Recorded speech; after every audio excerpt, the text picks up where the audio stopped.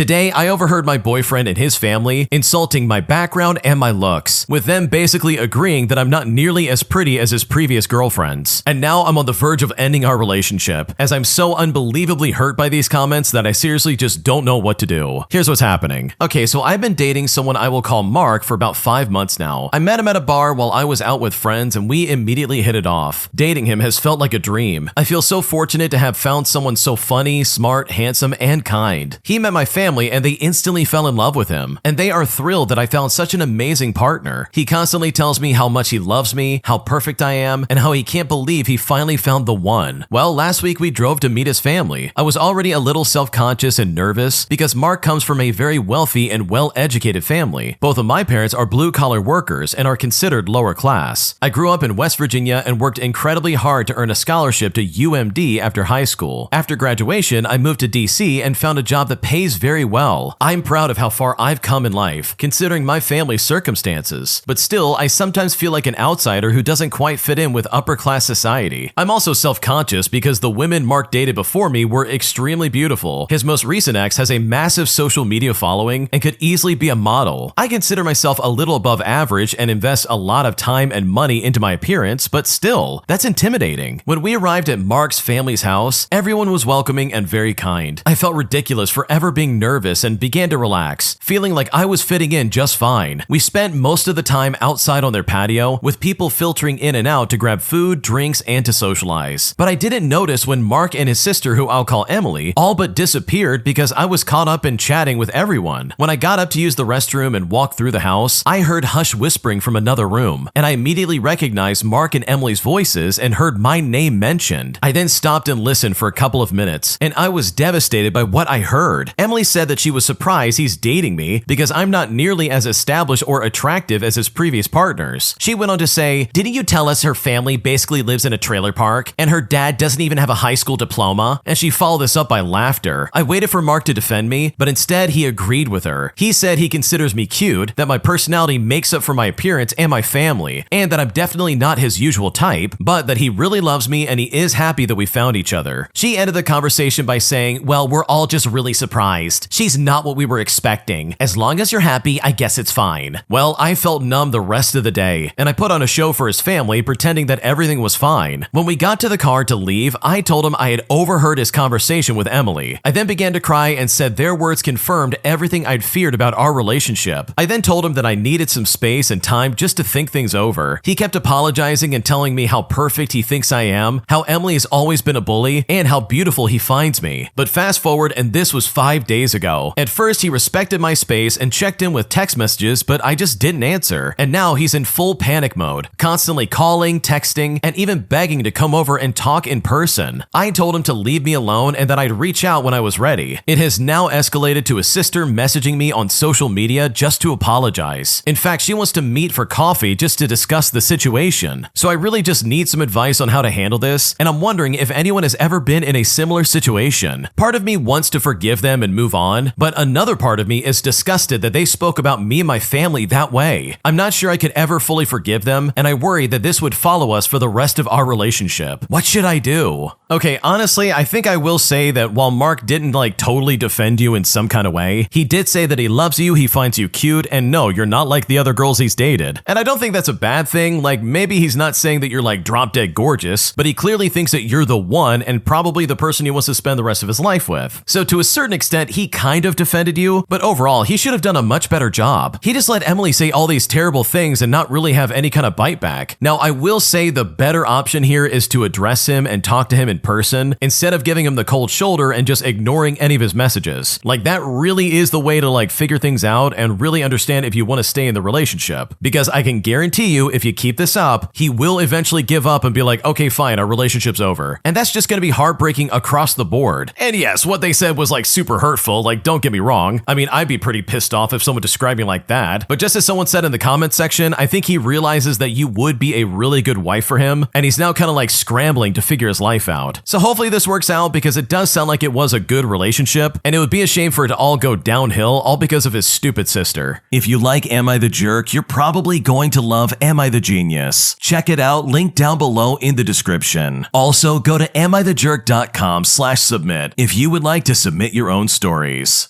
My family hates my boyfriend as they're convinced that he is not good husband material. And now I feel like I'm about to have a nervous breakdown because I seriously just don't know what to do, especially considering the fact that we plan on getting engaged fairly quickly. Here's what's going on. Okay, so my boyfriend and I have been together for 7 years. We're not married, and it's not because we don't want to be, but because we struggle with a lot of issues, like job loss, health, dealing with our ex-partners, and we just didn't feel like it was the right time. Now, we did reconvene a few months ago, and we feel we are finally ready to start taking steps towards marriage.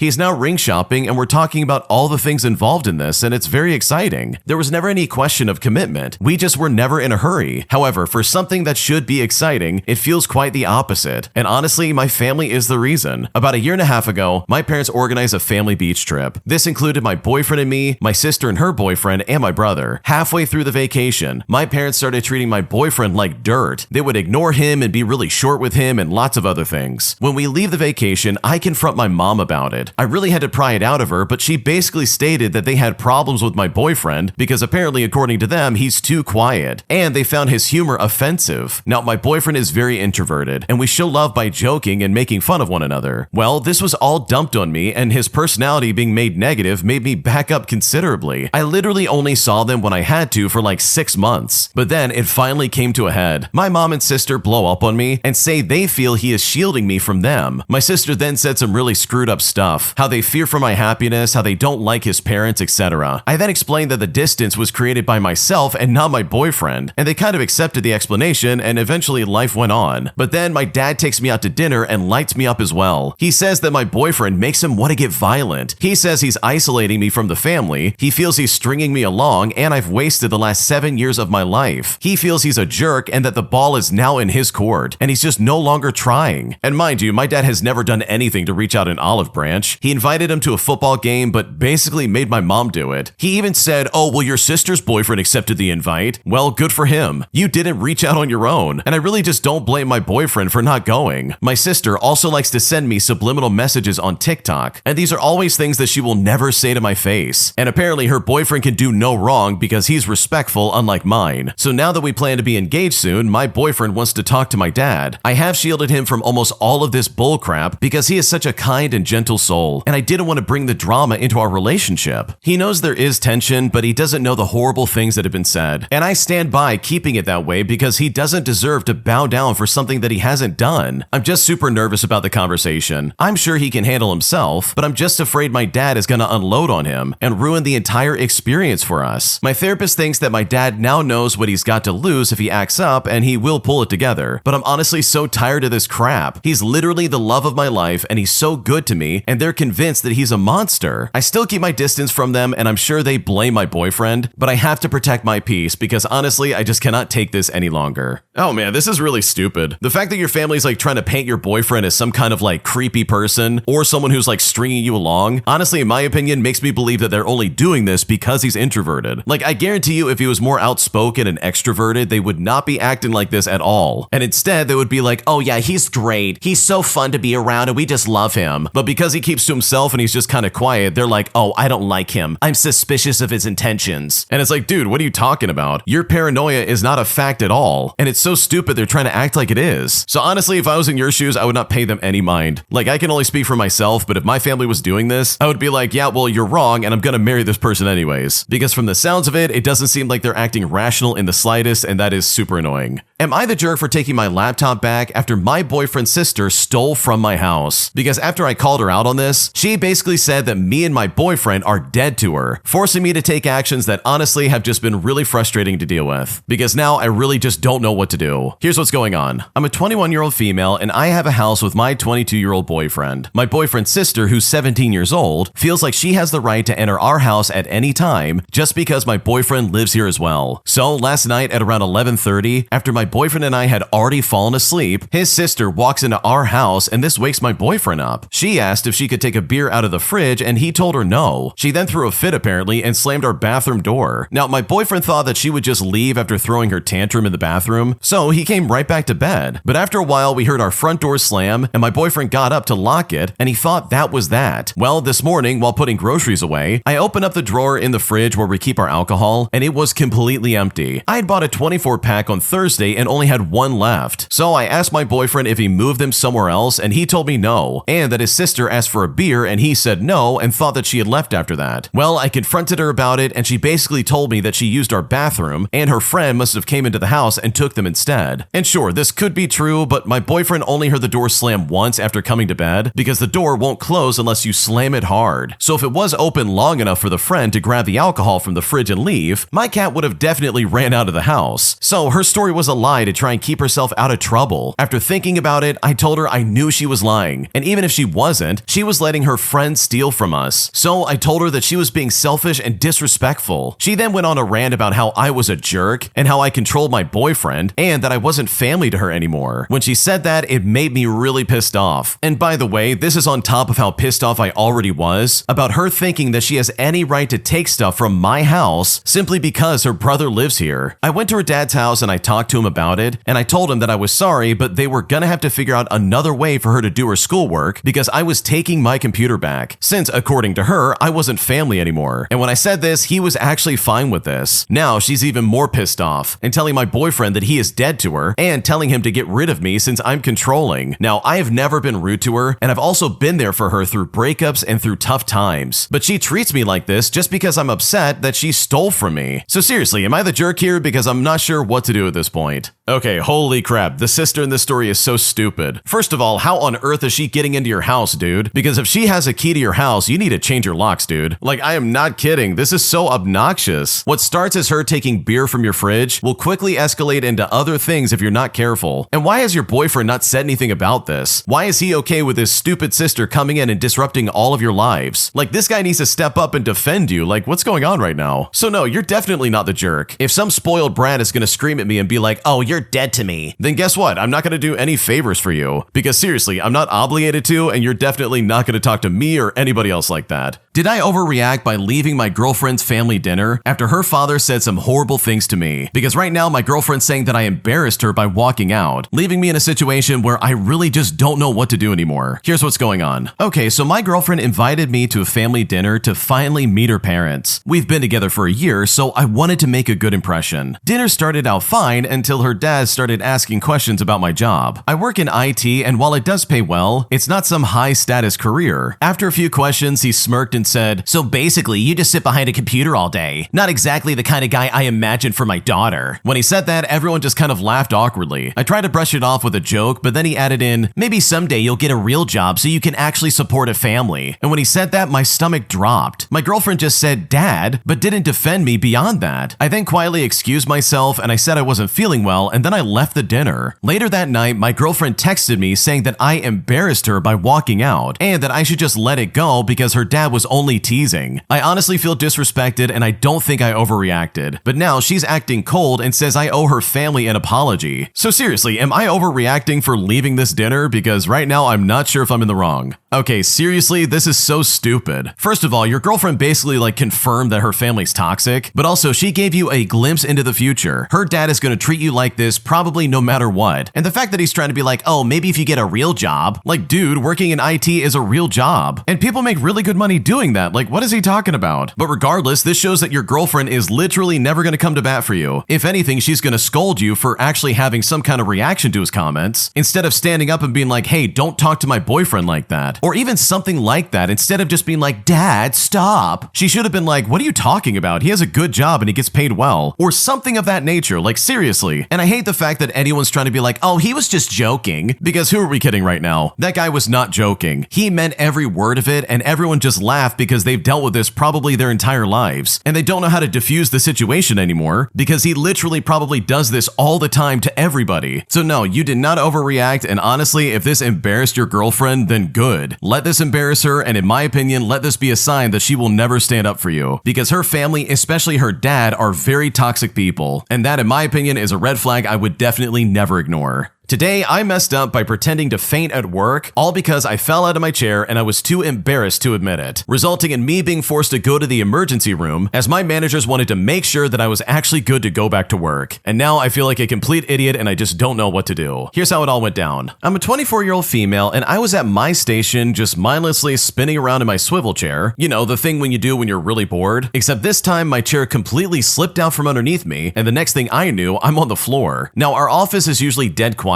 so of course, the sound of me hitting the ground was loud enough to make the whole department stop what they were doing and look where the sound came from. But instead of standing up, my lizard brain decided that the best way to save face was to play dead. I then just shut my eyes and I went limp like I'd actually fainted. And trust me when I say this, that was a bad move. Within seconds, people were crowding around me asking if I was okay. The company nurse and my manager were summoned, and I kept the act up going on for a couple of minutes. When I regained consciousness, I told them I was feeling better and I was ready to go back to work, but my manager insisted that I go to the emergency room and wouldn't let me go back to the office unless I had a doctor's note saying that I was fit to go back to work. So here I am in the emergency room, having some labs and some tests done because I was too embarrassed to admit that I fell from my chair. And right now I honestly feel like a complete idiot. Okay, this is really funny because I could see myself doing something like this. Like, I don't know about you, but the fear of like public scrutiny and like humiliation is just really strong sometimes. And so I completely sympathize with the original poster here where they're like, okay, I fell out of my chair and I feel really dumb. What if I just pretended I fainted and I passed out or something like that? Yeah, that should do the trick. That'll get me out of this weird situation. But in reality, it just compounds the situation and it makes it even worse. Like, holy crap, what a nightmare. Especially if you live in America and you went to the emergency room. Like, dude, that's an expensive mess up. Like, holy crap. So yeah, I completely understand where you're coming from because sometimes pretending to faint at work can definitely seem a lot better than falling out of your chair and being humiliated in the process. My girlfriend lied straight to my face about what she did last night and where she was, because after she turned off location sharing and lied about where she was staying for the night, she's now apologizing saying that she did lie, even though I never brought any of this up. And at this point, I'm not sure if I need to end my relationship or not, because this is honestly getting incredibly weird. Here's what happened. Okay, firstly, my girlfriend and I have been together for almost a year, and that date is coming up in a few weeks. We've had arguments in the past, but nothing to this degree. Last night, she went out to the bar with some friends, and she told me she was leaving soon at midnight. Well, I woke up for work at 6 o'clock in the morning and she was still near the bars. I called to see if she was all right and she proceeded to tell me that everything's fine and she is with some friends. She then gets dropped off to her car and turns off location sharing. I then call and I ask if she made it to her brother's house, where she claims that she did and that he was just sleeping. Well, I come to find out that she was never at her brother's house at all, and instead she went to a friend's house. She also went to a house party that night, which is why she was out until 6 o'clock in the morning. She then calls me at 2 o'clock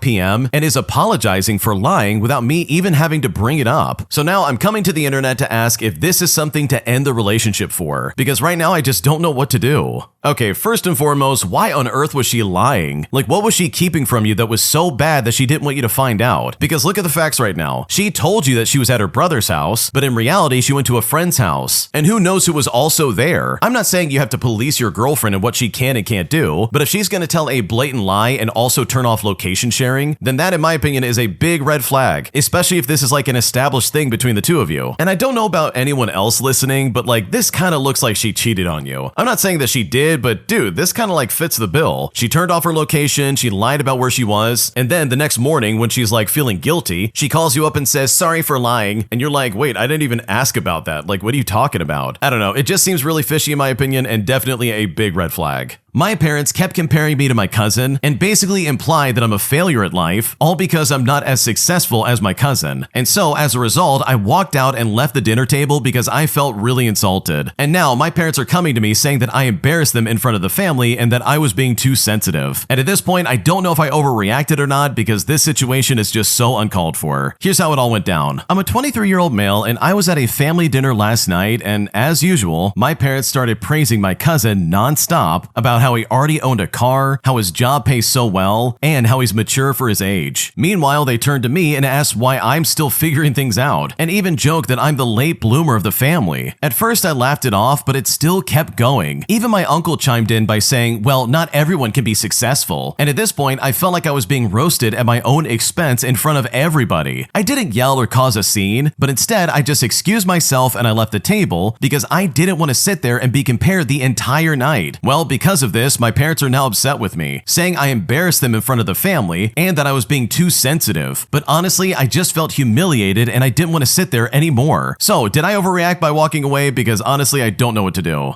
Dude, no, you are not the jerk. This is absolutely uncalled for. Just like the previous story in this video, this is absolutely inappropriate. Why is it the family always feels the need to roast people when they're at like some kind of family gathering or like a family dinner? Like, I personally cannot stand this like humiliation ritual that families do, where it's like, oh yeah, you're just not doing good enough. Because we're all gathered together, now I'm gonna air all my grievances about you. Let's do this, here we go. And you know for a fact that they didn't come to you in private because they knew they wanted to humiliate you. They wanted to make you look stupid and basically humiliate you in front of the entire family, and that is so toxic. I'll never understand that because holy crap, this is unnecessary. And of course, it's so funny that they're trying to be like, oh, you embarrassed us in front of the entire family. How dare you get offended at the horrible things we're saying to you? You're being way too sensitive. But I guarantee you, if the shoe was on the other foot and you started doing that to them, they would lose their mind. They would freak out and be like, wow, I can't believe you would say those horrible things. How dare you insult the family? So no, you didn't overreact. This is absolutely what you should have done. And the fact that they're trying to spin this against you after the way they talked about you, in my opinion, is so toxic. An entitled Karen takes advantage of my grandmother, takes her pension money, and freeloads off of her house for years. And honestly, our family is absolutely sick of it. Here's what happened. So my grandma has a lot of debt. She's retired and she can't pay my mom back very quickly. But now she's borrowing money again. I know some will think, well, your mom's her daughter. Why can't she just give her money? That's because my mom's previous company just closed down and she's still in training for her new job. School's about to start again and my mom's going to pay my tuition fee. This is my senior year and I'll be taking dentistry in college. So that's another thing my mom has to worry about. My mom does not understand why my grandma manages to spend all her monthly pension too soon. We have moved out of my grandma's house 4 years ago, and then my youngest uncle moved in with his live-in partner. They adopted a kid while they were unmarried, and my uncle has a job that pays him little to nothing, and his girlfriend has his ATM card. Red flag already, am I right? She doesn't do anything in her life. She's always quitting her job, and she does not contribute to the household and is honestly very rude to my grandma, as well as my aunt and my uncle. I will call this lady Sarah. That's not her real name. Sarah has greatly influenced my uncle's attitude and behavior in a really bad way. But to my grandma, he's still her favorite youngest son. Unfortunately, her favorite son has become just as entitled as his girlfriend. We left some of our stuff that we weren't able to place in our new apartment, keeping it stored in the garage. But my uncle and his family moved in without anything, expecting everyone to give them our stuff. They used our bed, our mattress, and some of our furniture that we had intended to take back once we had our unit ready. Grandma said they're only borrowing them and will return them once they've bought their own. Well, guess what? 3 years have passed and they're still using them. And what's baffling is they bought their own appliances, a large screen TV, and their own fridge. My aunt pays for the electricity bill and is sometimes helped by my older uncle, but my youngest uncle does not pay for anything. Everyone else had suspected that Sarah had used the child they adopted to get my uncle under her clutches. So when they disapproved of the idea of him marrying her, Sarah forced my uncle to abruptly marry her despite their tight financial situation. It grew worse, with them not contributing to anything at all, even just for groceries, which cost way less than electricity and water bills. My older uncle had to take his own fridge down because he can't afford paying his part in the bills anymore. Yet Sarah and my uncle are still freeloading, and apparently they now expect my retired grandmother to pay for their son's tuition fees, just like how she helped with mine and my older cousins when she still had a job. When she finally got her separation pay from the hospital she used to work at, she had her own little house in the province constructed, and now the construction has been discontinued because she can't pay the workers anymore. She borrowed a huge amount of money from my mom for it to proceed, and now she's borrowing money again for an unknown reason. That is, until we learn that Sarah borrowed my grandmother's pension not once but twice already for God knows what. Now everyone is suffering financially, thanks in full to these two freeloading entitled parents. And honestly, we just don't know what to do. It is time for these people to move out and get their own thing going. They took advantage of your grandmother, took her pension, and used it for their own benefit. How dirty and toxic of a person do you have to be to take advantage of somebody's kindness, as well as somebody's money like that? I mean, that is just just so uncalled for and just disgusting. In my opinion, your family needs to get together and convince the grandma to tell your uncle as well as Sarah to start contributing to this household or to get kicked to the curb, because they are absolutely taking advantage of all of you. And it's not fair for your grandma, who worked her entire career to try and retire on time, only for her then to get taken advantage of by these people who clearly do not care about her or her well-being. So hopefully this gets worked out, and hopefully your grandma can get away from these people, because honestly, she does not need this in her life. I have finally come to peace with the fact that I am very unattractive, but my friends won't give up on trying to set me up with someone. What should I do? I'm hoping to get some advice on my current predicament between myself and my friends. I will call my friends John and Kelly. That's not their real names. You see, I am very unattractive. I don't mean that as a put down on myself, but rather as an objective fact about my appearance. I have a very naturally unappealing face with several body scars that make me difficult to look at for some people. I've had most of these scars most of my life, and of course, I was born with my face, so I've never been much to look at. I have tried to compensate in other aspects of life. I have a decent job, I'm tall, and I'm in very good shape. I go to the gym and I eat well. Sadly, this is far from enough to make up for how I look. I have had very few relationships and only one intimate partner, if you know what I mean. I put myself out there for years and was rejected by dozens of women before meeting one that I thought would be able to look past my appearance. Unfortunately, after a month, she came to my place crying and saying though she found me attractive as a person, she couldn't get over my appearance and had felt terrible. I told her that I understood and we went our separate ways. I would have been happier if we had just been friends and never dated, if I'm being honest. That was several years ago, and I swore off romantic love ever since then because it just hurt too much. Life has been pretty good since I gave up. I wish I wasn't what I am so I could find love, but I get it. I made some great friends with John and Kelly, and I have been friends with them for a few years now, and we get along great. The only issue is that they are in relationships and have this fantasy about going on triple dates with me included. The problem is, of course, I don't date, and so they've been trying to play matchmaker. There have been probably 7 or 8 attempts now to get me with some friends or acquaintances of theirs, ranging from being blindsided with a date when I thought that I would just be there with them, or inviting girls to parties and trying to get us together all night. Honestly, I hate it. I feel bad for these girls because obviously they weren't told about this either, and now they have to play nice with the weird ugly guy their friends have now dumped on them. Not only that, but there is this look in their eyes that I'm sadly used to now. It's a combination of sadness and fear that overcomes them when we make eye contact. I can feel them looking at every mark on my face, getting more and more grossed out and uncomfortable. Of course they're scared. This 6'6" man who looks like Frankenstein's monster has become your date for the night. I would honestly be scared too. I tell them every time not to set me up as I don't want to date, but they get so excited trying to find the perfect person for me that they set me up anyways. So backstory aside, I keep telling my friends to stop setting me up, and last week they came over to hang out and Kelly kept mentioning this friend of hers who she goes to work with and starts showing me pictures. I immediately see where this is all going, and that's when I found out that they invited her to John's party in a few weeks. I say, cool, I look forward to meeting her, but this isn't a date, and I won't be letting them push me onto this poor girl. She's cute, and from what they tell me, I'm sure we would get along great if I were normal, but that just isn't the case. Kelly begins to get upset at me and asks me why I won't just give her a shot. So I asked if this girl had seen a picture of me or even heard of me. She admitted that she had not and didn't plan on showing her my picture or even telling her about me until the night of the party. I'll admit I snapped and I told both of them to stop playing matchmaker. I was sick of it and showed them text messages from 2 of the girls they victimized. They were kind enough to tell me that they liked me but weren't physically attracted to me. I showed them these text messages, but they just made excuses and left. After this argument, I haven't heard from either of them in a week. How can I fix this situation? I've made peace with the fact that I will never know romantic love, and I'm okay with that. But honestly, I just need friends. What should I do? This is a really rough situation, and to the original poster, I really just want to say I'm so sorry. It's such a terrible thing for people to be so conceited, to dismiss someone based on their looks, and the way you're being treated is just not fair. I don't care how you look. I really do think you deserve to love somebody, and I truly hope that you'll find someone who will look past your outward appearance. But when it comes to your friends, I think you can go back to them and just just apologize. Explain to them that you're feeling really depressed because of this whole situation, and being set up like that really makes you feel uncomfortable. I think you can obviously say, hey, I still want to be friends, but these are my boundaries, and you need to respect those, because otherwise this is just not going to work. Because it sounds like you've made up your mind. You don't want to date. You've moved past that part of your life, and it sounds like you found peace in it. But when your friends constantly bring this up and try and set you up on a date against your will, it can leave you feeling very jaded and probably very offended. I can only imagine what you have gone through dealing with this. And honestly, thinking more about it, it really is inappropriate that your friends would act like this. I think if your friends are really unwilling to come back and make amends and try and be friends again, then maybe it's time to find some better friends who will respect your boundaries. Because honestly, nobody wants to feel like someone's pet project, as if this is some kind of game that they can play, which is just really not fair for you. So I wish you the best. I hope you figure things out. And for the record, I absolutely think you deserve love in this life. Whether that's from a romantic partner who sees you for who you really are, or whether that's from friends and family who care about you innately. Whatever that looks like for you, I hope you find it, and I hope you find true happiness in your life. Because honestly, you deserve it. I caught my boyfriend cheating, and it feels like my heart is leaking out. What should I do? I was at work today when my boyfriend texted me, asking if I would like to come to his place when my shift was over. I declined because my head had been hurting all day, and all I really wanted to do when my shift was over was go home and sleep. At the end of my shift, I was feeling a bit better, so I decided to drive over to my boyfriend's house just to surprise him. Worst case scenario, he wouldn't be home. I drove to his house and found a vehicle I didn't recognize in the spot I usually park in. He has a 2-car garage that's filled with his stuff, so his car is usually parked out front, and then my spot is right beside it. So I went ahead and parked on the street. I walked around the side of his house, let myself in the gate, and went to the back. The back doors are made of glass, completely see-through. I looked in and saw that he was sitting on the couch watching TV with his back to me. As I was walking toward the door, I saw something that made my heart stop. There was a girl with him who was not wearing a lot of clothes, if you know what I mean. I just froze. I was completely shocked. My heart was pounding like a hammer, so hard it physically hurt my chest. I turned around, walked back to my car, got inside, and called my best friend. But I couldn't even talk because I was crying so hard. I drove myself to her house and cried my eyes out until I fell asleep. Then I woke up, drove myself home, and cried some more. I didn't think there was anything wrong with our relationship. I was happy, and I thought he was happy. And worst of all, seeing this didn't confirm any suspicion or anything like that. It literally came out of nowhere. We've been together for a year and a half, and I've never suspected anything like this. My heart is aching, and I just can't stop crying. I'm so upset that he would do this to me. I've devoted so much time, energy, and love to this man. This really just messes me up so badly. I haven't talked to him today at all. He assumes I just went home after work. I have not called or texted him, and I haven't contacted him in any way. I haven't even confronted him about this. I don't know what to do, or I'm not sure what to do. I've talked some things out with my best friend, but I'm really just not in the mood for physical company. What should I do? I think you know what you need to do, but it's probably going to be really hard to do it. You can go about handling this in a lot of different ways, but the punchline here is that you need to dump this guy. He has betrayed your trust. He has absolutely ruined your relationship, and you by all means have every right to be upset. I understand that you're sad right now, but I think it's time to use that energy and turn it into something proactive. And that proactive move can be kicking him out of your life. And I mean preemptively blocking him on everything. Social media, eventually your phone. You can even change the locks on your house and say, you know what? We are through. This man threw your relationship out the window to get with some other woman. And while I understand that you feel upset about this and absolutely devastated, it's time to move on and find somebody else. If you're afraid of confrontation, guess what? You don't have to confront him. You can literally send him a text message right now and say, we're done. And then that's that. Block him and then move on with your life. Don't even give him a word otherwise, because you can know cheaters like this will try and talk their way out of it and somehow lie and gaslight you. So I honestly hope this all works out for you, and I hope you're able to find solace in the fact that you did probably everything right in this relationship, and that the man you were spending all this time with was actually just a dirtbag. And you know what? You could do so much better than this. My boyfriend's female friend has no concept of boundaries and is way too touchy-feely with him, and it's honestly starting to really upset me. This friend is well known to be a massive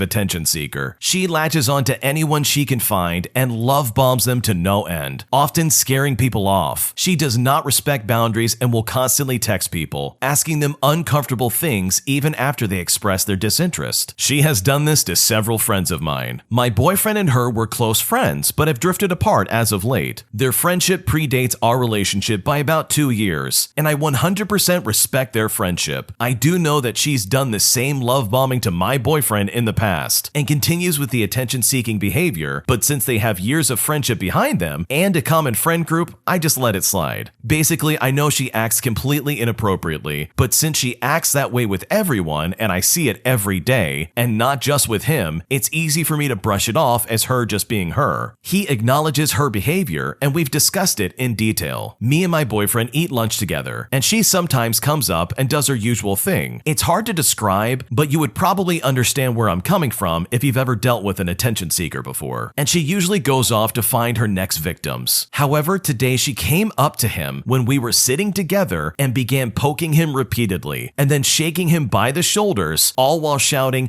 "Give me attention," like an annoying 5-year-old. I felt like I was hallucinating, as it felt like it was straight out of a pick-me-girl TikTok video. This was very over the line to me, especially when I'm sitting right there, but I decided to not make a scene and to bring it up in private later. My boyfriend brushed her off and then made some normal friendly conversation until she finally eventually left. Again, the way she talks to people is inappropriate as is, but I could to some extent accept it as who she was, but that combined with the way she prodded at him constantly with no respect for his actual girlfriend sitting right there made me incredibly angry. I've never dealt with this from someone ever before. How do I bring this up and take care of this issue? What do I do? The stereotypical pick-me girl is incredibly frustrating to me because I've seen this person and I've dealt with this type of person several times. It's the type of person who is desperate for attention and will do whatever it takes to get your love and appreciation. And it's honestly very frustrating, and it's just so annoying because there's no end in sight and no amount of attention is ever going to be enough. It's like a void. It's a black hole that just keeps sucking up all of your attention and time, and it's just so not worth it. And if I'm being completely honest, in this situation, your boyfriend needs to set some serious boundaries with her. If this is how this lady is with everybody else around her, then it's time for him to step up and say, "Hey, I don't appreciate you touching me like that. It's inappropriate." And then set some boundaries with this lady. If she is actually a friend, they will apologize and say, "Oh, I'm so sorry," and continue to have conversations with them. If they just see this as their one-stop shop to get attention, then I'm telling you right now, they're going to run off and never come back. This will either establish, oh yeah, they are good friends, or this is going to drive them away. Both of them, in my opinion, are going to be good options. But from the sounds of this lady, she just goes around to anyone and everyone that she can find just to get attention from them. And I think once your boyfriend sets some serious boundaries with this lady, it will either drive her away or it will normalize her to some extent. But let me be clear with this one. This literally falls squarely on the shoulders of the boyfriend. He has not established boundaries with this lady. And in my opinion, this has nothing to do with the lady that's poking him repeatedly. But instead, this definitely sounds like a boyfriend problem. So I would have this talk and say, "Hey, you need to say something. Let's not just brush it off anymore because I think I'm going to go crazy." Hopefully that conversation goes well, and hopefully this all works out because pick-me girls are very annoying, and honestly, I don't know anyone who actually wants to deal with that. My coworker has a terrible attitude and constantly swears and cusses anytime anyone says anything to him. And I'm honestly at such a loss, I just don't know what to do. I recently was promoted to a position somewhere between a server and a manager at the restaurant I work at. I think some places call them leads, but I'm essentially a glorified busser with manager codes that does paperwork at the end of the night. There is one person on our team that, let's just say, has a large margin for growth. They started as a host and have recently begun picking up more server shifts. Most of the other managers and leads have tried to get him up to snuff, but it's been a challenge. Now it seems to be my turn. He's lived in the city for all of 8 months and seems to be a little lost. My heart goes out to him, and I want him to become a more cohesive member of the team, but he has a way of interacting with me that sets my teeth on edge. For example, he has a coping mechanism where every comment is interpreted as an attack, and so the response is to strike back even harder. It's like no matter what anybody says, he will always fire back just a little bit extra. After he's done this a few times, we had a little conversation about acceptable ways of communicating with me. Then, I told him I was assigned trying to shadow him for the start of the shift. I was definitely more hands-off than I normally would, but after the way he spoke to me, I wanted to push him into the deep end and see if he could swim. For the most part, he handled it fine. Most of his mistakes were things that you have to figure out with time on the job. He got some excellent tips, handled a few large parties, and was more of a team player, so I think there's hope. He was cut at around 8 o'clock, and we both ended up at the same station while he was looking at his receipts. He says he got some big tips, and I said, "Congrats, that's really great," while grabbing a stack of plates, and he responded with, "Well, screw you too then." At this point, I was so tired, I just put the plates down and said to him, "Okay." I grabbed them back up and took them where they needed to be. What would you do in this situation? My initial thought is to take a big ol' step back. If there is someone who can help him, it's clearly not me. I will be as available to him as I am to any other server, but I really hope I don't have to shadow him ever again, especially if he's gonna curse at me for complimenting him. What do I do? I think it's really important that you set him aside with another manager present and let him know that no, you cannot talk to me like that. The original poster goes on to say that this guy has a coping mechanism where he will basically curse at somebody over literally anything, and it's gotten to a point where it's just being very obnoxious. And honestly, since you're a manager and you have manager responsibilities, it's time to pull it together and start being nicer to me as well as everybody else in the dining rooms. There's no reason in a restaurant for someone to be acting like that. It needs to feel like a cohesive team where people are working together to get the job done. And when you have somebody talking like that to other people, especially a manager, it's only going to cause friction and unnecessary drama. So you can tell this guy that he can either shape up his attitude as well as his language towards you specifically, or he can leave. And if you set some very clear consequences for these actions, then that will hopefully send a very clear message to him that you're not messing around and that his job is on the line if he doesn't improve. And it really sucks to have to do this, but at the end of the day, this guy is treating people very disrespectfully. I don't care how new he is to whatever city he moved to. Cursing out your coworkers anytime they make any kind of comment towards you is not appropriate work behavior, and he really needs to change that. So hopefully things work out, and hopefully this coworker is able to figure things out and be a better member of the team. An entitled grandma says that I'm going to burn in hell for not allowing her granddaughter to go down a water slide. First, some backstory. I'm a teenager working at my city pool after I switched over there temporarily because the field I work at that my city runs has no reservations. So I moved to a pool to earn money. I've only been working in the pool for a week, but I know the city rules and we don't allow really young kids down the water slide because it's a good way for young kids under 4 feet to get injured, and the water below is only 3 feet 6 inches tall, so it's just a recipe for disaster. Another coworker of mine decided to ignore the rules and let anyone go, and many people go at once, which could also end up with somebody getting hurt. Me and my coworker change places every 30 minutes to avoid sunburn, and so I don't know what exactly he does up there during his time. So things start to pop off when 3 kids go down the slide, and these kids have been causing trouble all day, so I give them a 10-minute timeout from the slide. After that, I see a really small child who clearly could get injured going down the slide and tell her she sadly needs to go to the bottom using the stairs. 2 minutes later, her grandmother appears out of nowhere and starts screaming at me. This grandma starts yelling,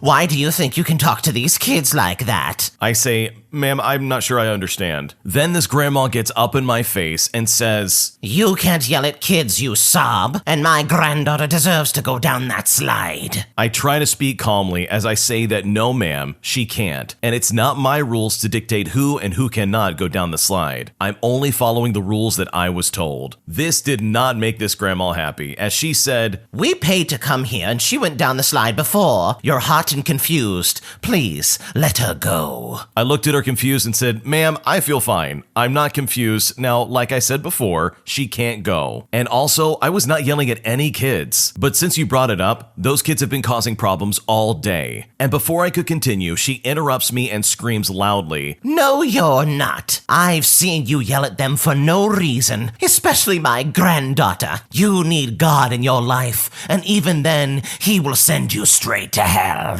At this point, I'm pretty annoyed and I'm very angry, but I'm trying to hide it. I say, "Ma'am, please leave the slide." I repeated this like 20 times, all while she yelled at me about some stupid religious stuff and just shoving it in my face. She goes on to say, Let me see your manager so I can get you fired. You belong in hell, you sob. To this day, I still don't know what a sob is, and at this point, she leaves and gets my manager. But luckily, my manager takes my side, so I'm not in trouble. And although she gave me a headache, I don't have to deal with her again, and I think she got kicked out of the pool for the rest of the summer. The other coworker is now mad at me because I was doing what I believe was right and making sure no one got hurt. Thankfully though, I'm leaving this job soon and going back to my other job because crazy people like this are honestly just not worth the time. This is just absolutely crazy to me because I didn't know that doing your job and protecting the guests at a water park could make you go to hell. That is definitely a new one for me. But all jokes aside, people who act like this are just absolutely psychotic. It's one thing to have your own personal beliefs and to live by those beliefs, like nobody's gonna blame you for that. But to then force it on somebody else and pretend like, oh, because I didn't get my way, you're now going to my version of hell. When in reality, we're already there because you're screaming at me. Thankfully though, it looks like karma came through and this lady had to leave, which is honestly fantastic for everybody else at that water park. Because honestly, nobody really wants to deal with some crazy old grandma who's condemning people to hell all because she doesn't get what she wants. I'm afraid of telling my boyfriend that I'm going to be homeless soon, and I honestly don't know what to do. My boyfriend is 27 years old and I'm 30. We have been together for almost 2 years, but now he lives about 2 hours from me, so we don't get to see each other super often. I was recently made homeless by my landlord. It's a long story, so I won't explain it, but there are very few apartments in my area that are affordable, and I can't afford $1,200 rent, so my options are very limited. I searched for an entire month while I had time, but never found anything. So as of right now, it looks like I'll either be living out of my car or in a shelter. I don't even know if the shelter has room right now, so I'm thinking I may be living out of my car, which is not ideal. My plan was to tell my boyfriend I was staying with a friend and just park in an apartment complex's parking lot when I slept at night, so my location would say that I'm staying there at least. I don't want to tell him the full situation because I'm afraid of him judging me. Also, he doesn't want me to move out to him because he feels like it isn't the right time, so staying with him is absolutely not an option, and I wouldn't ask. I'm afraid if he finds out, he'll be mad that I'm lying. I just don't know what else to do. This is such a dire situation. What should I do? I think you should be honest with your boyfriend. If he's really your boyfriend, then there's no reason you can't tell him. I honestly think lying to your boyfriend is the wrong move, and I really don't think there's any real legitimate reason why you can't tell him. If he is a loving individual and your boyfriend, then you should be able to talk to him. I mean, you have been together for 2 years. To not trust someone after that long in the middle of a major crisis in your life is not a good sign, and it brings up some red flags. I mean, how reliable is this relationship? If he actually breaks up with you because you say, hey, I'm about to be homeless, then he's a piece of garbage anyways. If he really loved and cared about you, then he would do what it takes to try and help you out. He's supposed to be your shoulder to lean on, and if he really cares for you, then he'll be there for you in the tough situations as well as the good times. He may have other options for you that you might not be aware of. Maybe there's somebody that needs a roommate and you never know. You could very easily scoot in and have a new place to live. But not telling him is definitely not an option in my opinion. But worst of all, lying would just definitely ruin the relationship and put a rift between you two, and I don't think you want that, nor do you need that. My boyfriend won't get vaccinated, even though I'm immunocompromised, and I don't know if I should stay with him. As the title states, I'm immunocompromised, and I got very sick from a circulating virus. I get daily fevers, extreme fatigue, headaches, and weight loss. I am still dealing with this 6 months later. I'm on disability, and it's all been made worse from getting it a second time a few weeks ago. My boyfriend works in tourism and is constantly exposed to illnesses. In fact, he got it the same time I did and was extremely ill with a severe lung infection. We live in a remote area where it is impossible to get available protection. All of last year, he could have flown to the US to get it, but he did not. Now there's a travel ban, and I don't know what to do in that regard. Currently, we are living in France, visiting his family, and he could have gotten both both shots if he got the first one right away. But we've been here for a week and he hasn't gotten it. I've brought it up several times in different ways, out of concern for my health, out of concern for his health, for the health of loved ones around him. He said he would get the vaccine when he could. When we arrived here in France, I tried to gently bring it up again, and he lost his temper with me and told me to leave it alone. If he doesn't get the available protection, I'm considering ending the relationship, even though I love him very deeply. We have been planning to be together for the long term, but I don't know if I can be with someone whose daily job puts them at risk for illness, all because of how sick it has made me. I spent most of this year in bed, exhausted and sick. And to top it all off,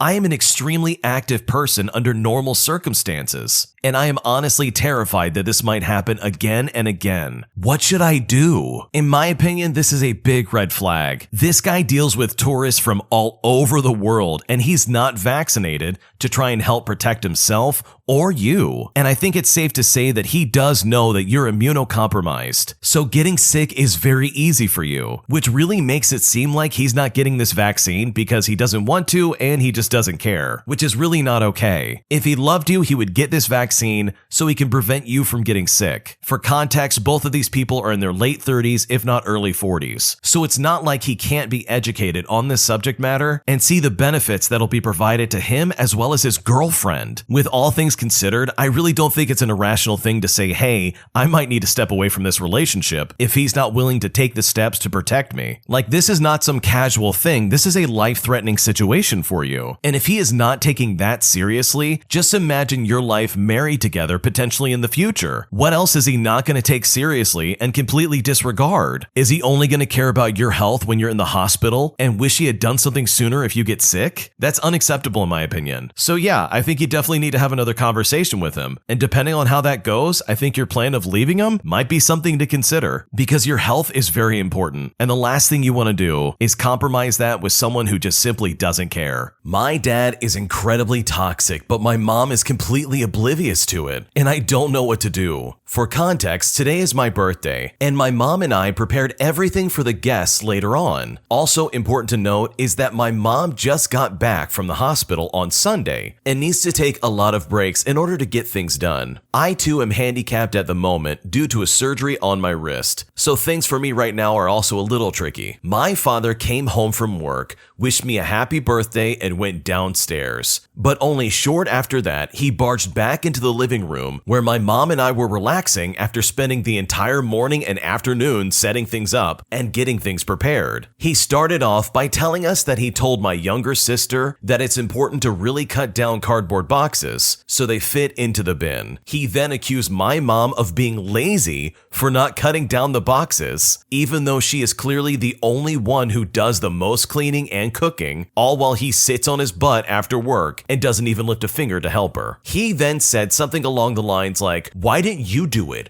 Are you too lazy or something? Nothing gets done around here and I'm sick of it." Then he barged back outside and probably left. As a side note, this is not the first time something like this has happened. Every time I get into an argument with my father, he belittles me and in general says some really hurtful things. He is also the reason, by the way, that my older sister cut contact to my father a couple of years ago. And honestly, I just don't blame her. But my mom always comforts me after such an argument and mostly tells me that for living with my father, you need to have a thick skin. My mom really needs harmony and does everything to prevent fights and arguments. But I am honestly at such a loss here, and I don't know what to do, since divorce is not an option for my mom and the rest of the family is just not around because of him. What should I do? It seems like this is something your mom has been putting up with for a very long time, and she made the choice a long time ago to put up with such a toxic person who's clearly harming pretty much everyone around him, but she can't fess up to it and own up to it. Like, this really seems like an abusive relationship, and unfortunately, you really can't change anything at this point. The original poster in this situation is 23 years old, and that's a long time for someone to be married to somebody and willingly allowing yourself to be put through that. It's such a shame, and honestly, your mom doesn't deserve this. From what you've described, it sounds like your mom is a really nice lady. She just unfortunately has a husband who's very toxic and can fly off the handle pretty quickly from what it sounds like. This also leads me to believe that she's doing this and allowing this behavior to happen as a survival instinct.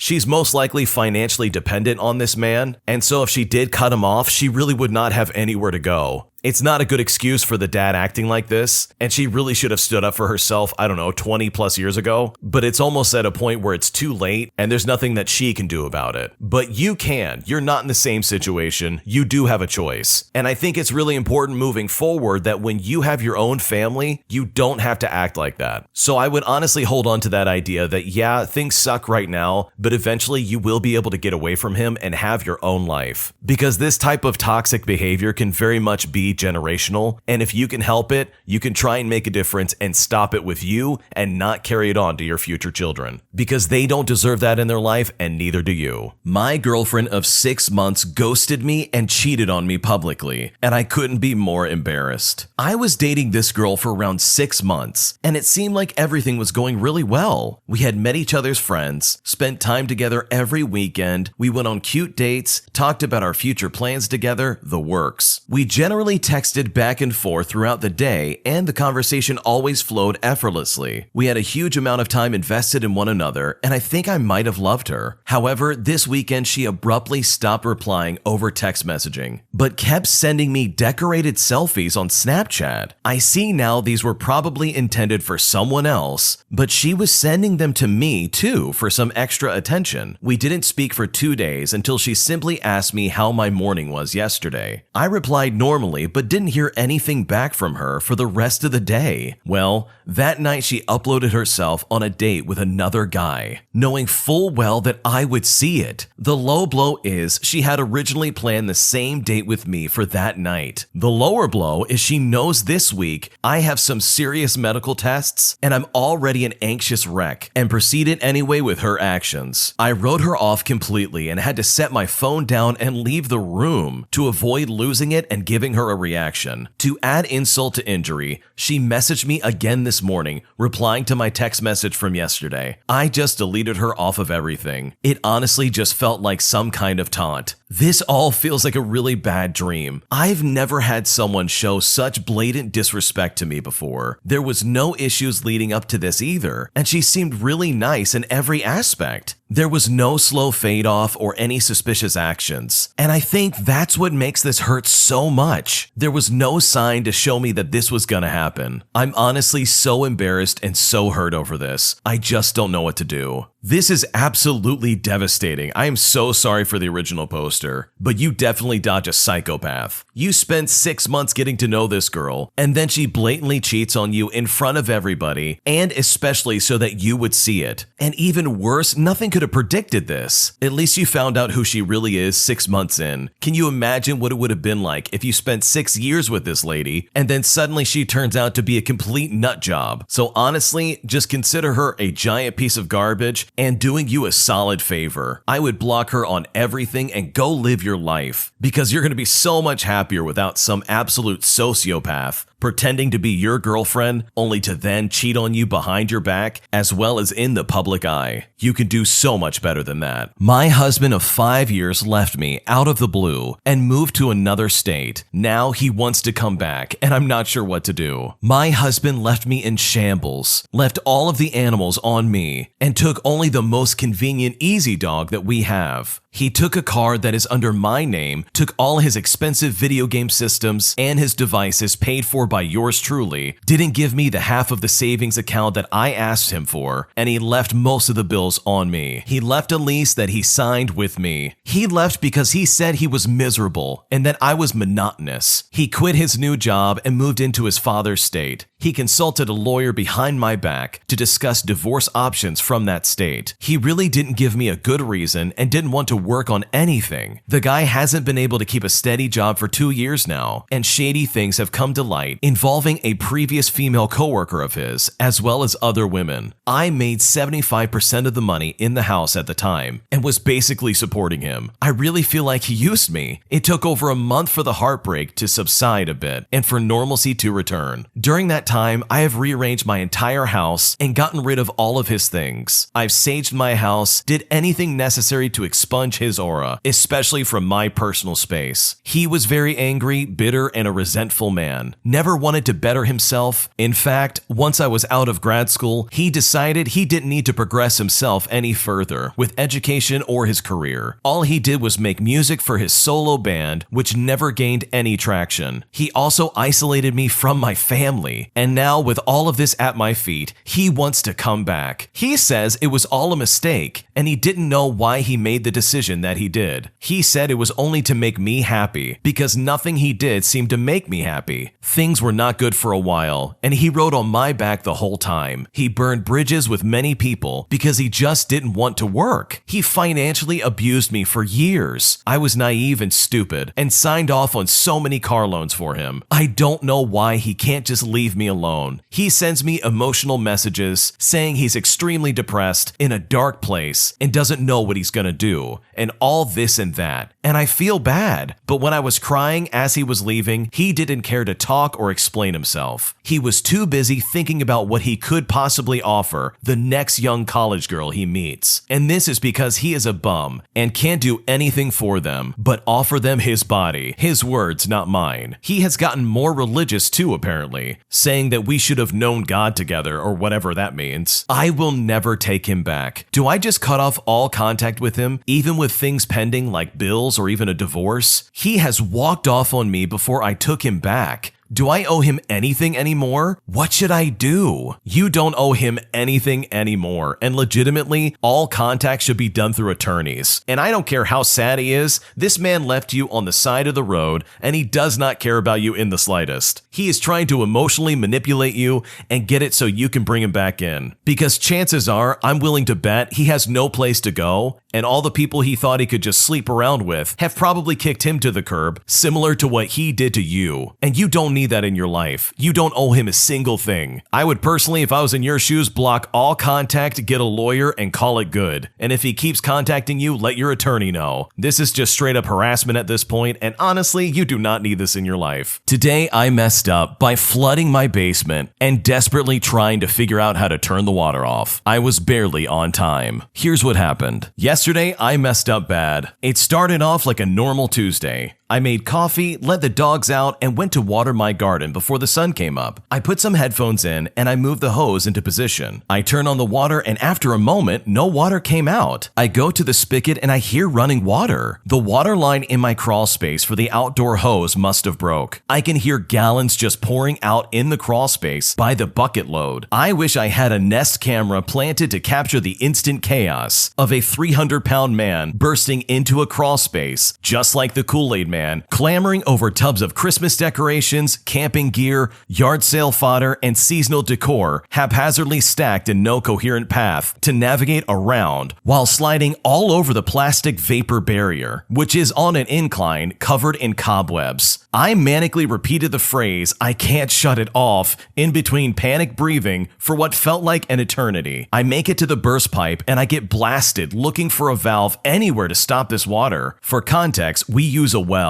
And I thought there has to be a valve down there to stop the water from the pump, but there was no valve, and I was super pissed when I found this out. After a moment of clarity while getting an impromptu shower in my crawl space, I finally thought to kill the power to the pump. I emerged from the basement soaked head to toe and covered in absolute filth from the home's dirt, dust, and ickiness. I fly like the gods to my power box and kill the power to the water pump, and then thankfully the water stops. I catch my breath as my wife consoles me, and I go inside to clean up. But oh wait, that's right, we don't have any water right now. So I decided I'll just have a seat and finish my coffee. And now we're stuck figuring out how to fix this busted pipe. What an absolute nightmare. I can confidently say that if I was in that situation, I would not know what to do. Hopefully if I lived in that kind of house, I would know what to do, but just from what you've described, I would be absolutely in trouble. So now would probably be a good time to figure out how to turn off the water in your house. house, just in case a pipe burst. Because if you don't know, you very well could flood your basement or the entirety of your house. My entitled extended family is threatening to disown my parents if I choose to marry my boyfriend, all because he's not a part of our religion. And honestly, I don't know what to do. I have been dating my boyfriend for 4 years, and we are pretty serious. We're speaking about getting engaged next year. I'm a 23-year-old female and my boyfriend is 25. His family practices a different religion than mine. I come from a pretty traditional family and a close-knit community who generally look down upon people marrying outside the culture. Despite this, my parents have been very supportive of my relationship, but my extended family have not. Recently, when I told my dad's sister and her husband about my boyfriend, they took it extremely badly. They spoke about how I and my parents would essentially be disowned from the extended family, and how if we told my dad's elderly father, he would take it so badly that it could cause him some severe health issues. I have no issue with being disowned personally, but I don't think I can be responsible for my dad losing his entire family and having no relatives to back him, all because of me. I know it's not my boyfriend's fault that my family won't accept him, but I feel as though my parents have sacrificed so much for me already, and I can't make them sacrifice their families and their communities too. My mom thinks I should break up with my boyfriend, and this absolutely breaks my heart. But if this is truly my only option, I would do it for my parents. What should I do? The fact that your extended family is being this toxic towards you having a boyfriend is really weird, and it really doesn't make any sense that they think that them disowning the family is somehow going to stop you from getting married to this man. Because if anything, it shows you who they really are. In case you're wondering, and I think you already know this, your extended family has absolutely no say in who you can or cannot marry. They don't get a say in that, you do. That is legitimately between you and your boyfriend. And from what you've described, your boyfriend is not a bad person. He just follows a different religion, which from the sounds of it, you're completely fine with. And honestly, if you and him are okay with having different religions in the same household, then who cares what anybody else thinks? I think if you really do love him, you should go ahead and marry him and not worry about your extended family, which by the way, are not very good people from what you've described. I personally would not want people like that in my family, constantly trying to have their thumb over what I can and can't do, especially in my own marriage. I mean, what is that all about? So yeah, I would not listen to your extended family and I would ignore them completely. And if they want to cut you off, then by all means live your life without them involved. I think you'll probably be happier without them. My best friend's boyfriend is trying to end our friendship, and I'm not sure what to do. I have a friend who we will call Jessica. That's not her real name. I have been best friends with Jessica since the 4th grade. Our relationship has only ever been platonic. No joke. We have hugged literally once throughout the course of our friendship, and that was maybe 2 years ago, after I was released from the hospital. Jessica has a boyfriend by the name of John. That's not his real name. They have seriously dated for about 3 years. At the start of that relationship, before things were exclusive, I attempted to connect Jessica with my cousin. It never really went anywhere, more than me sending her a picture of him and her asking a few questions. Last week, I got a message from Jessica's iPad calling me out by my name and threatening me for trying to help her cheat on him. Apparently, she had gone to work, leaving her iPad at home, and John decided to look through her messages, dating all the way back till before she was in a relationship with John. He has sent me threatening text messages, called my phone harassing me, and even blocked me on Jessica's phone and deleted me from her social media. To be honest, those things are annoying at best. I don't feel threatened by him really, or worried about the things he has said to me, but one thing in particular has really rubbed me the wrong way and caused me to have some semblance of concern. I would have expected my friend to unblock me on her phone and social media. Knowing her personality, I would expect her to be angry with him for taking her property and using it to harass her friend. This concerns me because it gives me the impression that she is afraid of him for some reason. It completely conflicts with her entire personality to see her so passive in this situation. One of the things that John is angriest about is the fact that at one point, I told Jessica that she deserved better after he had gotten irrationally angry with her son. Apparently, he saw those messages too. Jessica is a retired vet who works full-time with chemotherapy patients and takes pride in her work. John, on the other hand, is a convicted felon out on parole who sells trees and can't hold down a job. In my eyes, she absolutely does deserve better in several ways, especially with her current boyfriend. How do I show support to my friend and let her know that I'm concerned about her without pushing pushing her away or putting her in more potential danger? What should I do? I think you really need to accept that she just might not be your friend anymore. You could reach out to mutual friends and see if they know anything, but despite knowing her since you were in 4th grade, it's likely she's going to put this guy before everyone else for a long time. All you really can do is be ready to help her when she does leave him. And based on what you're describing, I don't see that relationship lasting. He yells at her son, and it sounds like he has a short fuse, and he can't keep down a job. So I don't see this working out, to be completely honest. But if I were to circle back to one thing that the original poster said, I would personally take it serious if this guy's sending you threatening text messages and phone calls to try and harass you or worse. If this is something where they're saying things that are like really harmful to you, then I would consider getting the police involved, because that is not okay. It seems like this guy is not a winner in my opinion, so I honestly don't see this relationship lasting very long. But in my opinion, if anything, staying on the sidelines and not reaching out, since almost everything's going to be seen by this guy, is probably the safest option if you want to keep Jessica safe. Otherwise, things could get bad, and I don't think anyone would want that. My ex messaged me out of nowhere after 3 years and apologized to me, and I honestly feel very conflicted on how to handle this. This person was very emotionally and psychologically abusive to me, by the way. He cheated and ghosted me, all while playing the victim to the woman he left for, who later on ended up dumping him. 3 years later, out of nowhere, he starts requesting me on every social media outlet, from different accounts telling me it's him and that he needs to talk to me about something important. I would block one, he would create another one and message me on there. I accepted his message request to see what he wanted, and it was a long apology, basically describing how his ex dumped him and how badly he felt afterwards, followed by thinking karma was finally getting him for his actions, and how he remembered how badly he treated me. He continued on saying I was one of the kindest people he's ever met, and he thanked me for being in his life and for my kindness towards him. He said that he was sorry for everything he put me through, and that he couldn't sleep thinking of what had happened. He said that he has nightmares about it and feels horrible, and that he didn't expect me to accept his apology or even to respond. At first, I felt a mixture of emotions, including pity, sadness, resentment, then just pure unadulterated anger. I didn't end up replying, and I just blocked him. But now I'm left with this anger, and I want to just tell him off. I want to tell him he is manipulative and that this apology was for him, only to lift the weight off of his conscience, and how forcing himself back into my life by crossing my boundaries, essentially stalking me on the internet so that he could speak about his breakup and how badly he feels for how he treated me, honestly is just selfish and narcissistic, and I don't accept his apology. It's been 3 years full of therapy, pain, and self-work to try and heal from that. I want to get this anger off my chest and to just lay into him and tell him exactly how I feel, and then tell him to never talk to me again. But I also don't want to give him any type of control over me ever again. What should I do? I really wish you had not accepted that message from this guy, because he is absolutely only doing this apology so he can feel better, not because he's actually sorry. And you hit the nail on the head. You have every right to be upset. This man caused 3 years of pain in your life, and you had to go through therapy and a lot of self-work just to try and get your life back on track. He derailed it completely because he's manipulative and he's a narcissist. And this behavior of him stalking you online and creating multiple accounts just to try and get through to you is obvious proof that he has not changed his ways. I mean, this is what happens when you let him back into your life, even for a second. He's gonna treat you like garbage, and even with an apology, somehow bring you back down. I honestly don't think you should threaten any of the progress you've made over the 3 years. He is emotionally and psychologically abusive towards you, and he would love for you to have some kind of reaction from this. So in my opinion, you should just block him and move on. You are a much better person without him in your life. And honestly, no kind of fake apology should change that. If you did want to message him, I would keep it brief. Maybe say something to the effect of, "I don't forgive you," and then just block him from there. But in my opinion, I don't think that's going to cause any kind of happiness in your life, and it will just open up this door that is obviously very toxic. So just get rid of him, block him, and move on like you already have, because you've made a ton of progress and there's no reason to go backwards, all because this nut job wants to step back into your life. My friends won't invite me out because of my boyfriend, and I honestly don't know what to do. My boyfriend and I have been together for over a year, and whenever his friends invite him over, it's not even a question. I'm always invited by them. His friends are mostly girls, and they have their boyfriends over, and we all play games and make dinner dinner together, or just go enjoy a nice day at the beach or the park. On the other hand, since the beginning of us dating, my girlfriends from my hometown, we all live in the same city by the way, have not been welcoming in the slightest. There is always underhanded comments at my boyfriend's expense. They say things like,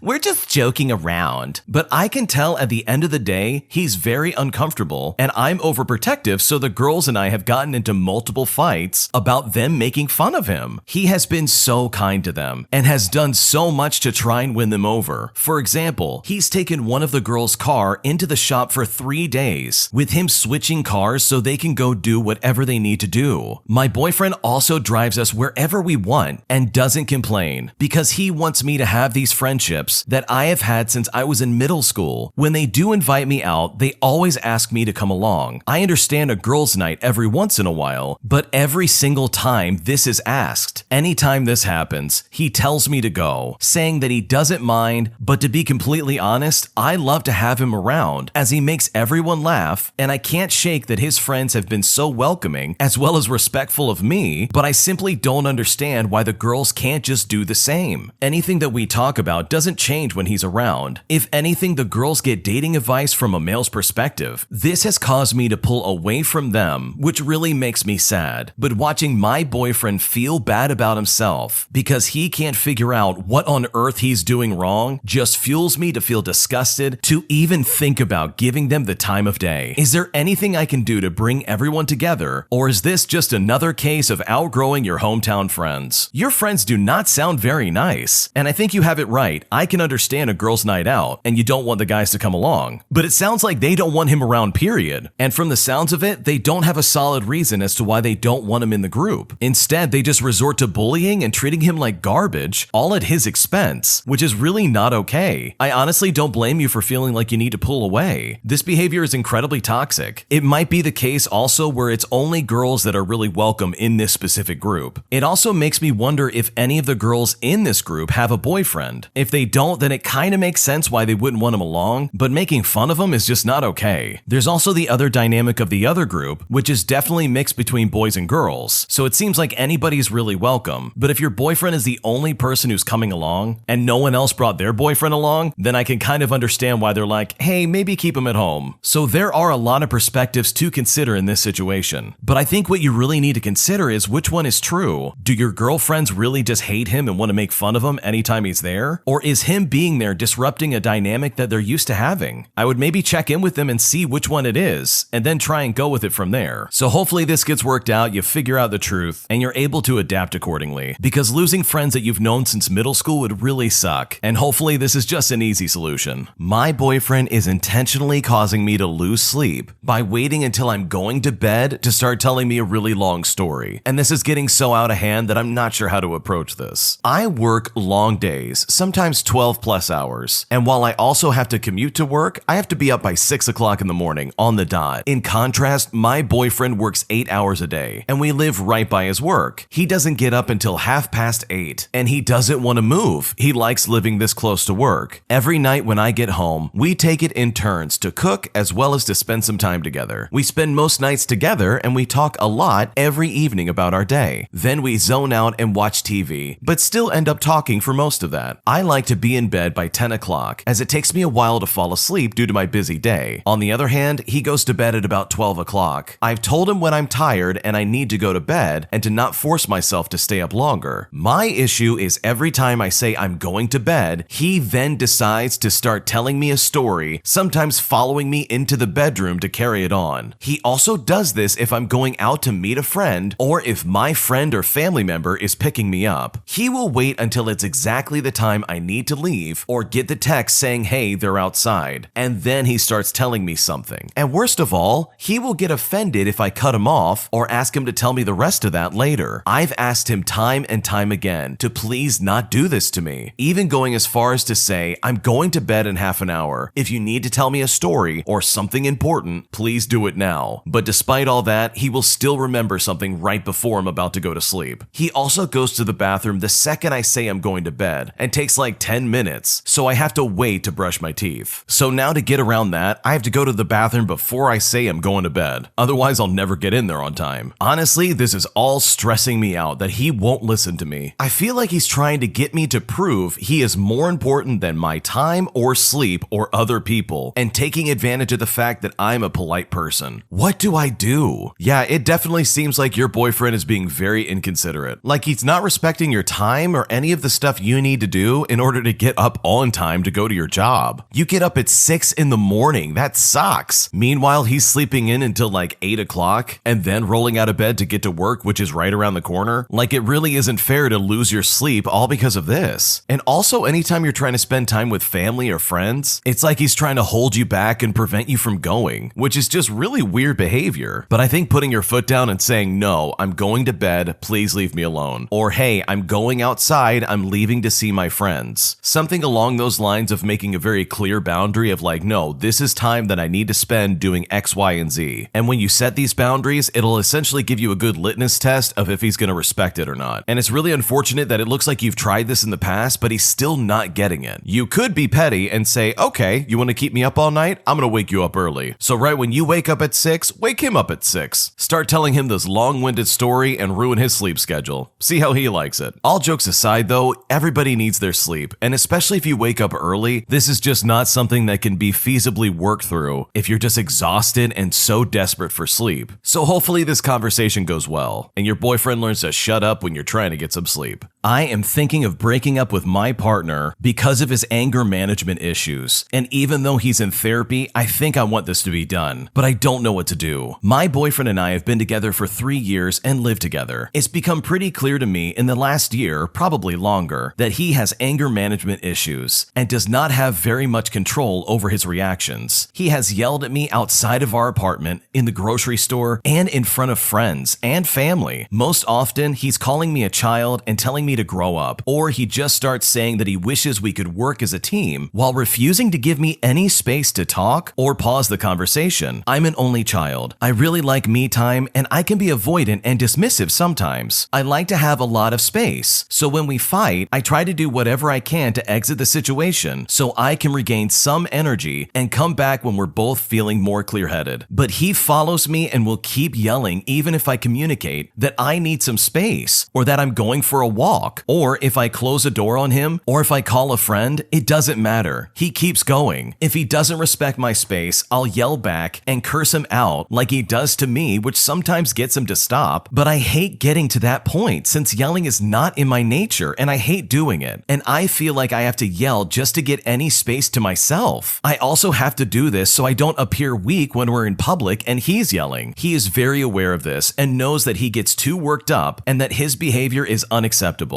He thinks he just raises his voice and doesn't yell. Okay, whatever. I've been asking him to seek therapy for months now, and he's consistently told me basically, I don't feel comfortable with that. I really don't like letting other people in, but I know I have to work on it myself, so I'll try to work on my issues in another way. His alternative solution was to go outside more and do more for himself, which just wasn't the same in my book, but I let it be. I've been in therapy and on medication during our whole relationship, so it felt unfair that he wouldn't also try and work on himself when the relationship was so clearly toxic. But I thought maybe he knows what's best for himself. Finally, a couple of weeks ago, it happened yet again. We started bickering, he started raising his voice, and soon we were in an argument. I started crying and tried to go to our bedroom and shut the door, but he opened it and started yelling. I told him I needed space and I shut the door again, and he yelled at me from outside the door. I tried to go on a walk and he yelled at me from inside the apartment as I was walking away outside, and then started texting and calling me once I was out of yelling range. I came back because I was crying too much to feel comfortable outside. I shut the door to the bedroom and tried to call my dad. He came into the room, saw that I was on my phone, shut the door, and yelled outside the door about why we can't talk and how this relationship was so messed up. He was loud enough that my dad heard him yelling and got incredibly upset at him and wanted to come and pick me up. It was honestly an awful situation. In the morning, I gave my partner an ultimatum. Either he would get therapy or I was done. I told him he was verbally abusing me and not respecting my boundaries at all. He agreed with everything, was super apologetic as he usually is after these fights, and agreed to start seeking therapy immediately. He has been proactive about seeking therapists ever since and has reported his progress to me every few days. But it is taking a while because he can't find any that are available within the month. Well, this morning, nothing was wrong, but I was upset at myself for being late for work. I was rushing. He was in the kitchen washing dishes and asked for a kiss. I said okay, and he started taking his time drying his hands. I said, babe, I'm late for work, which yeah, I was a little blunt, but that did it. And that is when he started yelling. I said, if you want to talk to me, you can do so over text, but you heard me and you know I have to leave. So bye. Have a good day. I then shut the door and walked outside. Outside, as usual, he continued to yell at me from the apartment. At work, I've been texting my best friend and planning the breakup. This is all way too stressful and never how I wanted to be treated in a relationship. I grew up with parents who yell, so it's relatively familiar to me, which is probably why this relationship lasted as long as it did. But it's been miserable and I don't think I deserve this. The reason I feel bad is because he's actively working to seek therapy to save the relationship. And even today, he's been texting me to let me know about some group therapy sessions he might participate in while he's waiting for his first appointment with an individual therapist. I can see that he wants to change, but it's too much for me to handle, and I literally feel like this issue is ruining my life. What should I do? To be honest, I don't know how you stuck this out. I understand you grew up in a household where people were yelling all the time, but this is your significant other. This is somebody who's supposed to be there for you, and they are absolutely verbally abusing you. You do not deserve this type of treatment, no matter what he's trying to do to fix his anger management. I personally think you're on the right track of seeing if you should break up with this guy or not, because even if he is trying to get help, this guy goes off the handle at the smallest things. I mean, who really wants to live in a household where someone will freak out just because you're in a rush? And he follows you around the house screaming at you. I think at this point, you really need to think about what's best for you, and I think you have it right. So if breaking up with this guy is what you plan on doing, then I think you should go through with it. This guy is not a good fit for you. I don't care how long you've been with him, it does not sound like this is a healthy relationship, and you are absolutely about to be collateral damage in his own therapy. If he wants to work on himself, then go ahead and work on himself. But that, in my opinion, does not mean you have to sit by idly and wait for him to blow up on you once again. This kind of anger in a relationship could very easily lead to something much more violent, and I don't think you want that for yourself, right? So for the sake of yourself and your own happiness, I would get out while you can. But that's just my opinion. But what about you? What would you do if you were in this situation? Leave a comment down below. We would love to hear it. An entitled Karen thinks she's above the rules after claiming that her aunt owns the building. But once we find out that's a lie, karma comes back to bite her, and she gets put in her place in a beautiful way. Here's what happened. This story takes place the summer of last year. My job is quite time-consuming, with a standard shift of mine more often than not starting at 10 in the morning and ending at 9 o'clock at night. A single shift pretty much consumes my entire day, with me typically working 5 days a week, or sometimes 6, depending on which rotation we happen to be on that week. Needless to say, I enjoy my days off, so I was relieved when June rolled around and I had a week's vacation scheduled for a much-needed break. Rather than traveling anywhere for vacation, I simply wanted to spend that time at my apartment's pool with some drinks and some music and my feet up. But all of that gets derailed once this entitled Karen and her kids roll up. There I am one beautiful summer's afternoon, lounging by the pool, catching some rays, and all with not a care in the world. At one point, I glance over to the other side of the pool and I see 2 kids, probably no older than 7 or 8 each of them, with glass bottles provided by their entitled Karen of a mother. Now, the pool has a few generic rules. No running, no food, no smoking, stuff like that. However, these aren't really enforced. The only rule that is absolutely 100% enforced is that no glass is allowed in the pool area. The reason this rule is so important is because if glass breaks in the pool area, not only is it a hazard for everyone walking around barefoot, but maintenance has to assume that glass got into the pool itself, and they will have to drain the pool to remove the glass from it. With that being both a timely as well as a costly procedure for the apartment complex to do, they won't refill the pool for the rest of the season because of it. They only want to drain it once and won't refill it again. So for the benefit of everyone's safety, as well as not having the pool be drained months before pool season is supposed to end, the leasing office and staff actually encourage tenants to enforce this rule amongst one another to ensure that it's actually being followed. So I get up and I walk over to them and I ask them pretty plainly, is that a glass bottle you've got there? After one of the kids nods yes, I say, okay, I only ask because the staff says they don't want those in the pool area because they could break and they'll close the pool down for the season if that happens. The entitled Karen chimes in and says, my aunt owns all of these buildings and you don't have to be the glass bottle police. They're being careful, it's fine. Now in my head, I'm immediately questioning her claim that her aunt apparently owns these buildings, as the apartment complex is owned by a property management company that oversees many different buildings, houses, apartments, and it is definitely not owned by just one person, as this entitled Karen dismissively described. After this entitled Karen said that, I said to myself, I'm on vacation, and honestly, I'm not going to take any more time out of my day to argue about the validity of her statement, nor make any future fuss about the glass. So I just shrugged and went back to my chair on the other side of the pool. I'm not going to spend my cherished time off trying to argue pool rules with a Karen when it's the staff's job to do so. I did, however, shoot the apartment supervisor, Miguel, a text message saying that a big sign on the door to the pool saying "No glass, no exceptions" clearly wasn't an obvious enough indication, since there's people who just ignore the rules, all because apparently their aunt owns the buildings. Now, Miguel's a cool guy. He's hung out at the pool with us several times and has always been good about repairs, accommodations, and anything else the tenants need. After he got this text message, he was not happy about this, because he has heard every excuse in the book from, "Oh, we're just being careful," as well as people rationalizing it away, saying, "Oh, the glass bottle's nowhere near the water, it's fine." He has heard this many, many times, and he still can't believe that so many people can't follow one simple rule. Miguel messages me back and says he has the day off, otherwise he would be more than welcome to come down and tell them himself that they can't have glass at the pool. But he said that he's going to text the leasing office manager, whose name is Hannah, and tell her all about it, and says that she would take care of it from there. At this point, the entitled Karen and all of her kids had already left, so I had thought it was all in the rearview mirror and taken care of. But boy was I wrong. About 5 minutes or so later, I noticed that the entitled Karen was coming back to the pool with a bit of urgency in her step, and she was heading specifically towards me. I thought to myself, here we go. She walks up to me and she looks enraged. "Hey, you," she says to me. As I look up to her to try and respond in some kind of way, she interjects and starts screaming at me, telling me how she got a phone call from her aunt and she was basically put in her place about having the glass bottles. She goes on to say, "Was that really necessary? Did you need to do that? You're so stupid." At this point, I was feeling petty, so I responded, "I'm not stupid, I'm handsome." This really set the entitled Karen off because she said, "No, you're fat and you're ugly. I bet you got teased when you were in high school." And so I said, "Actually, I was more or less busy in high school learning how to do basic things like reading and writing. And now I can read things like that sign on the entrance that says 'No glass, no exceptions.' What about you, ma'am? Can you read?" The entitled Karen turns beet red and storms off, muttering something under her breath that I can't quite make out. But I just go back to my corner, thinking about getting back to enjoying my vacation. Only now I see Hannah coming out of the leasing office and heading my way. I meet her at the pool entrance, and she tells me that Miguel texted her about the glass at the pool, and that she immediately knew who they were. Turns out the entitled Karen's aunt didn't own the buildings, as she tried to say earlier, but rather just ran the front desk, answering the phone for the holding company that actually owned the complex. The entitled Karen's aunt had called Hannah and asked her to let this lady and her kids in the pool for the day. Once Hannah got the text message from Miguel about the glass, Hannah called the aunt and relayed the message, which in turn resulted in the entitled Karen getting a call from the aunt asking her to get rid of the bottle. The cause and effect of this blew me away, and I apologize for creating such a terrible situation for Hannah, because I didn't think it would get this out of hand. But Hannah assured me I was completely in the right and thanked me for reporting something that could have been dangerous. I'm delighted to say that this story has a happy ending. Because of my good deed, Hannah was able to hook me up with a new AC unit installed into my apartment. Normally, it would have been a process to look for an AC and to do all sorts of other stuff to try and maintain it, but because I was on Hannah's good side and I had done a good thing and a good deed overall, they gifted me with a brand new AC unit to be installed the next day. So because of this entitled Karen, I got a new AC unit, all because I tried to make people follow the rules. And honestly, that sounds pretty good to me. I honestly love it when I see entitled Karens get put in their place in a way that is so beautiful. They try and make up some bogus lie that their aunt owns all the buildings, as if they're like Bill Gates or something, and then they get put in their place in the most beautifully embarrassing way that will hopefully correct this kind of behavior. and prevent them from being so entitled in the future. So good for this original poster for doing what is right and protecting people from, I don't know, stepping on broken glass. Because nobody needs some dangerous entitled Karen walking around with glass bottles at their pool anyways. This next one came from the Am I the Jerk podcast subreddit. Check the links in the description if you'd like to submit your own story. Am I the jerk for getting my neighbors kicked out of our apartment complex? I'd like to start off by saying that this was a few years ago. I live in an apartment complex, and while housing as well as the owners are good, and they keep things well maintained and such, they really don't care about the people that live there, so long as it doesn't result in legal trouble. After a year of having a sweet old lady for a neighbor, the new horrible ones moved in. There were 4 of them in total that moved into the apartment, meant for just one person. 1 week later, I catch the 2 kids playing with the hose that I bought and is hooked up to my apartment's water. I went out and turned the water off before politely asking what they were doing and why they were using my hose. They responded by saying, "We want to see the rainbows. Mommy and Daddy said to use the hose to see them." I knocked on the door and asked them to not use my hose and water for anything without my permission, since I'm the one paying for it. They gave me a dismissive yeah, whatever, while rolling their eyes. This pattern continued until I had had enough and told them that I would be getting housing involved if they didn't stop. From that point on, they constantly had 10 or so people in or around the apartment 24/7 and always made a lot of noise deliberately all day. They only stopped at night so nobody could call the police. And those extra people would stay for weeks at a time, taking up any guest spot as well as roadside parking in the process. A few months later, I hear the porch by the door creaking and turn just in time to see the dad from this apartment speed walk away. They were spying on me from my front door and probably have been for a while now. The next day, I got a knock on my door and a cop was there. They asked if I knew anything about my neighbor's side of the building being vandalized. I didn't and told him as much. He told me to keep an eye out and to try and get evidence like pictures or a video if I can. I much later found out that they vandalized their own apartment exterior to try and get me arrested. The last straw came when they called the cops on me again. This time they claimed that I was threatening them and that I was making some serious plans to do something. When the cops showed up, it was all just a big misunderstanding, and despite trying to explain this to the officer, I was chewed out for 10 minutes before he left. After that, I had had enough and reported everything that they did for over a year, all of which caught on the cameras the owner set up because these neighbors were selling something very illegal, if you know what I mean. They were evicted shortly after that, and thankfully I never had to deal with them ever again. You are definitely not the jerk in this situation, and that honestly really sucks you had to deal with that. I've had some terrible neighbors myself that absolutely made me want to pull my hair out, and it really sucks when you're dealing with those types of people because at the end of the day, there's not much you can really do unless you catch them in the act and have it on some type of recording. Thankfully though, it looks like that's exactly what happened and these people were able to get kicked out of their apartment. What's even worse is the fact that they would falsely accuse you of doing stuff and try and get you reported to the police, all because you stopped their stupid kids from playing with your water that you would have to pay for. Such an unfair situation, but at the end of the day, you won because they have to live somewhere else. And honestly, that's the kind of karma anybody would look for after going through this for over a year. I broke up with my boyfriend and moved out, but he's still acting like we're together. And honestly, I don't know what to do about this. The other day, I finally ended things. I packed my belongings, told him that I'm breaking up with him because of his drinking problem, as well as him constantly treating me like garbage, said I was completely done with him and I was gone. I moved out the same night I said that. I told him that because I love him and because I care about him, I told him I'd like to try and remain friends as well as to include him in my life in some ways. I even agreed to go to a movie this weekend that we were originally planning on seeing. The thing is, he is still texting me constantly, starting it with babe and ending it with I love you. And because of this, I feel obligated to tell him that I love him back. When I was leaving, he asked if it was forever, and I didn't want to say yes and hurt him more. So I said something like, I can't say what the future holds. Honestly, this entire situation is incredibly messy, and I'm just not sure what to do. I'm really confused by this original poster because you basically said, hey, we're breaking up, and then decided to still go on dates with them, still text him and be like, hey, I love you, as well as kind of lead him on. So did you really break up with them, or what's going on? And also, why would you want to still be friends with this person? He has a drinking problem, he treats you like garbage, you've clearly made that known, and you moved out of his house leaving him behind. Like, it seems like you did everything that that you would normally do when you're breaking up with someone, except for actually break up with them. To allow this person to still be in your life after making these types of moves, in my opinion, makes it seem like you are not serious about breaking up with him. It all looks like a really bad act and is honestly sending mixed messages. If you're really breaking up with him, then you would act like it. You didn't even act like this is a forever situation where you are completely done with him. You couldn't even give him a solid answer because you didn't want to hurt his feelings. Well, guess what? He's hurt your feelings plenty of times by treating you like garbage. Why on earth are you now picking your battles? If I was in your shoes, I would set some very clear and serious boundaries. I would tell them, no, I don't love you like this anymore. If I'm kicking this person to the curb, guess what? They're going to the curb, and no amount of guilt tripping is going to bring them back. So yeah, you need to communicate much clearer that no, this isn't just a break. We're not getting back together. The relationship is over and it's final. The guy that you're breaking up with clearly seems like a complete moron, so you need to be a lot more clear and direct. He is not going to read between the lines. You need to be crystal clear, otherwise he's absolutely not going to get it. But what would you do if you were in this situation? Leave a comment down below. We would love to hear it. My aunt, who never took care of her own mother, wants her inheritance, and I had to watch on the sideline as my parents had to deal with it. This happened quite a while ago, so I'm not sure of all the details, as I've honestly tried to block them out. My grandma was always in my life. When I was a toddler, I would go to her apartment for her to babysit me. Eventually though, because of some housing issues, she was kicked out of her apartment and lived with us, me, my mom, and dad. From 2018 to 2019, her health declined dramatically, and she had a major stroke. She had smaller ones before, but this one left her paralyzed on the right side of her body, as well as a host of other medical problems. In March of 2020, in a nursing home alone, unable to move or speak anymore, she passed away in her sleep. My mom was understandably very upset and could barely stop crying, and since I was a kid, I was also very sad at the time too. About a week or so after she passed away, one of my aunts texted my mother, without any discussion beforehand mind you, and messaged my mom to ask, which was more of a demand than anything else, that she move my grandma's requested burial site to be done somewhere else. My aunt also had the audacity to request some of her life insurance money as well as her remaining bank money. At that moment, I watched my mom cry over what her own sister said, who, by the way, did absolutely nothing for my grandma in the last 5 years of her life. When it comes to the aunt who did this, I only saw her once in real life, despite her being only a few hours away, and she had hair that was the same color as my grandma, which was a stunning red. Honestly, all I really remember from her was that she was snappy and rude to everyone, and after that experience, I hope I never have to deal with her ever again. When loved ones pass away, that's when the greedy relatives really start to show who they really are. They start to hold out their hands and demand their share of whatever's left. I know I've seen it in my life, and I'm sure you've seen it in other people as well. It's just really unfortunate that people act like this, especially in such a hard time, such as somebody passing away, leaving everybody they know and love behind. And worst of all, this aunt that's acting like this did nothing to help out with their mom. By what's being described, it really seems like this is someone who just waited and did nothing to help out in a situation where things were starting to fall apart. But instead, they just want to capitalize on life insurance and remaining money in somebody's bank account, which honestly shows so much as to who this person really is. So I think if anything, make sure you spend time with your loved ones, because you honestly never know how much time you have left, and it's honestly better to have no regrets. My boyfriend started making comments about my stomach, and it's making me very insecure now. I've been dating my boyfriend for a little over 2 years. I have been the same weight and size for well over 3 years now. For some background, I've had struggles with my weight in the past, and even at my smallest, I always had a little belly pouch right below my belly button. Like I stated before, when we were dating, I was the same size I am now, and nothing about my body has changed. I am very insecure about my weight though, despite my small size. However, in contrast, my boyfriend has gained about 20 to 25 pounds ever since we've gotten together. He can be insecure about his belly, and I'm always super reassuring, telling him that I think he's very attractive and not to worry about the extra weight. Over the last few months, I've noticed him making comments about my belly while also physically patting it and pointing it out. Not in a super mean way, but still in a way that makes me feel like he doesn't like it. The first couple of times, I thought he was just joking around, but now that it's become consistent, I'm starting to feel really insecure about it. I'm not sure if this is some type of projection on his end, all because his body has changed significantly or something like that, but I just don't know what his deal is. The tipping point for me was yesterday when he made a comment about it, and I said, well, it doesn't look big in this photo I just took. He replied and said, "Yeah, that's just because you're good at hiding it." Honestly, when I heard that, it really hurt my feelings. I have a yearly physical and I get my blood work always checked on time, and I'm in the normal BMI range. I eat loads of fruits and vegetables and have a wide variety of foods in my diet. I also walk 1 to 3 miles a day, so I really don't feel like this is some weird way of him saying he's concerned about my health. He, on the other hand, rarely eats vegetables and has a high diet in pasta, meats, and cheeses. And I'm adding this detail just to reinforce that I don't think he has health on his mind when he's making these comments. I guess I'm just asking, how should I bring this up to him and let him know that his comments are really starting to take a toll on me? Every time he said something, I always question why he's even saying anything in the first place. And he just replies, "Well, I still love you." So it's like he doesn't understand why I'm questioning his comments because he continues to make these types of comments. What should I do? Your boyfriend is 100% projecting his own insecurities on you. He has gained 20 to 25 pounds, and he is using your own insecurities against you 100%. It's incredibly insulting, to be completely honest, because he probably knows your history of having body image issues. I'm sure that's come up at some point. And it's just really not fair to you because he knows for a fact that this is a problem for you. So basically, he's being a big jerk, and there's no reason for him to act like that. I think honestly, you need to set some serious boundaries with your boyfriend. You need to make it very clear that these comments hurt your feelings, that this is not something you appreciate, and that it makes you feel terrible. Maybe even re-explain your history of having body image issues and how these types of comments bring up previous trauma that you really don't want to have in your life. I'm sure he does love you, but the way he's treating you is really convincing me otherwise. But I honestly hope you get this worked out, and hopefully you can figure out a way to make him stop saying these terrible comments, because you legitimately do not deserve this type of treatment in your life. My girlfriend makes double my salary, but wants to split the rent 50-50, and I'm not sure what to do. My girlfriend and I are going to move in together, and we're looking for some rental apartments. She makes around double my salary. This doesn't bother me. I'm happy that she does well and we love each other a lot. However, when discussing our rent budget, she made it clear that she wants to split rent 50-50. Even living in a cheaper apartment would be difficult for me, as I currently live at home, and it would mean having to make some serious sacrifices just to live together. She is also looking at some nice places that I simply cannot afford. I brought this up, and she said that it would be more equitable if she paid a bit more when it came to the rent, considering she makes much more money than I do, and so it would make sense if we're going to be looking for more expensive places to live. I suggested a 60-40 split, which would give me some room to breathe financially and really not affect her that much. When I suggested this, she basically laughed at this and thought I was joking. When I said I was serious, she said it's only fair that we split everything 50-50. I don't feel entitled to her money, but I am also hurt by her reaction to this, as I would do it for her if the situation was reversed. I feel like she's treating the relationship like a roommate agreement rather than a partnership. I'm not sure how to approach this now, and I feel like a loser bringing it up again. On the other hand, I need to do something, as a 50-50 split would be a genuine struggle for me. All the while, she would essentially have my entire salary as disposable income. My friends have suggested lying to her about the rent and pocketing the difference. I'm obviously not keen on this and would never do it, but I'm at a complete loss on how to move forward from here. What should I do? First off, in my opinion, I think you should ignore your friends and not lie to your girlfriend. By lying about how much the rent is and then trying to pocket the difference, you're basically stealing from her, and that is just wrong. That is simply a one-way ticket to getting broken up.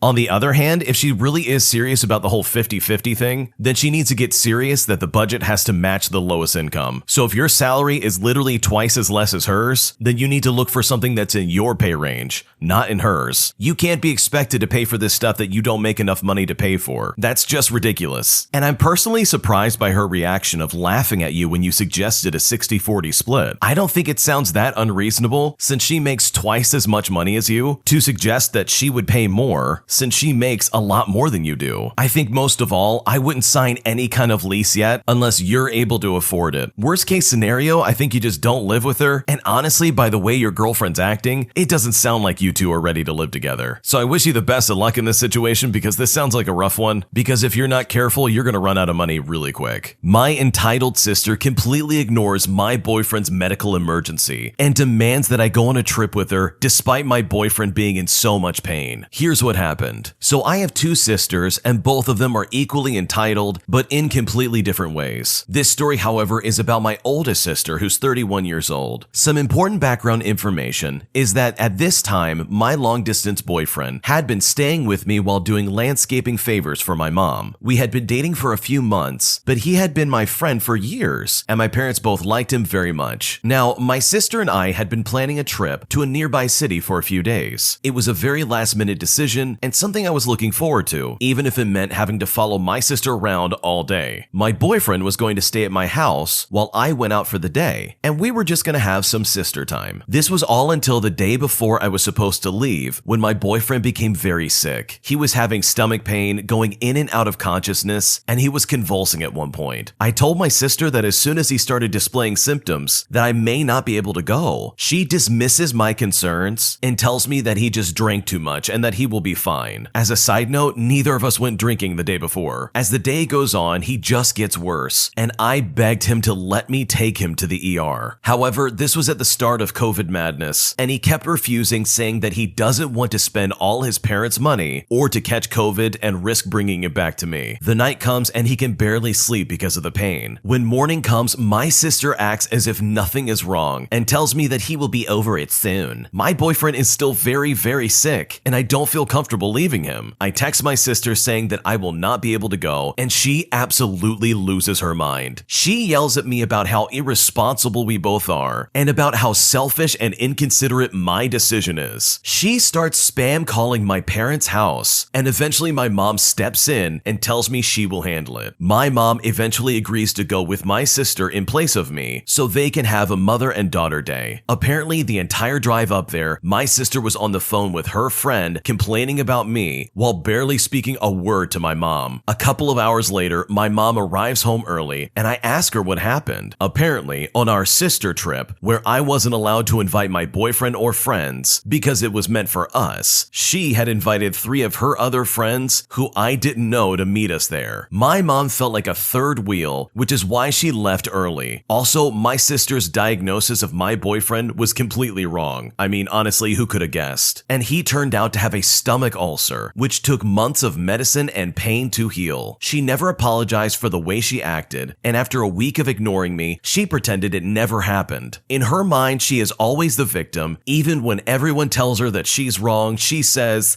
"You're all ganging up on me." And this is just one of the many reasons why I choose not to talk to her. How entitled can you possibly be, where you not only lie to your sister about the intent of your trip together, but also pretend like someone else's medical emergency is not a good enough reason to skip out of some kind of event? I mean, you have to be really that far gone to act like other people's medical emergencies are not that important just so you can get your way. The entitled sister in this story sounds absolutely spoiled rotten, and I'm honestly utterly surprised that the mom even agreed to go on that trip with this kid. It's clear that this is the kind of kid who would freak out and lose their mind if they don't get their way, which is very clearly obvious with the way she treated this lady's boyfriend. So overall, I completely understand why this original poster doesn't really talk to their older sister much, because I bet it's probably very hard to get anything done when the person you're talking to only thinks about themselves. And honestly, nobody needs that kind of energy in their life. I think my boyfriend has been crying in private when I'm not around. He insists he's fine, but I'm not sure what to do about this. I'm a 25-year-old female, and my boyfriend is 25 as well. We've been together for just under 3 years and have lived together for over a year. He's usually very stoic. I've seen him cry a few times after his father passed away, and have seen him tear up in a gritted teeth sort of way when he's been in a lot of pain, but that's about it. But for the last week or so, I've suspected that he's been crying a lot and trying not to let me see it. The first time I heard what sounded like crying through the door, I knocked and asked if everything was okay, and after a second, he very cheerily responded that it was. Okay, that's fine. Maybe I misheard. Maybe what I thought was crying was actually suppressed laughing at a YouTube video or something. His voice didn't sound like he had been crying after all, so maybe I was mistaken. Then the next day, I walked into the kitchen and he was sitting at the table, head in his hands, definitely crying. But as soon as he heard me, he got up and started talking about dinner. This time his voice definitely did sound like he had just been crying, and his eyes were visibly red. I asked him if he was okay and if he wanted to talk about anything, but nope, same immediately cheery demeanor. After this basic pattern happened a few more times, I sat him down and told him outright that I had heard him crying, that I was always there if he needed to talk about anything at all, and that I loved him and was starting to get worried, and if he didn't want to talk to me about it, he could at least talk to someone. Again, I got nothing from him. He was deflecting all over the place with jokes and stuff along those lines, which isn't usually abnormal for him, but this was a serious relationship talk, and he's always been very mature and honest during those. That is, until today when we had this talk. He just kept making jokes through the whole thing. I'm honestly at a complete loss. I've never seen him like this before. As far as I'm aware, there haven't been any recent events in his life that could have caused this. No one passing away or anything like that. Should I just give him space since he clearly doesn't want to talk about it? I love him with all of my heart and want to do whatever's best for him, but I'm seriously worried about his mental health. How should I respect his wishes while making sure he's safe? What should I do? I definitely see this as really alarming. You've been with this guy for 3 years and you've never seen him cry except for maybe a handful of times. And now all of a sudden, anytime you're not there, he's just crying a lot. It seems like something really is going on in his life that is causing him a lot of pain in his life.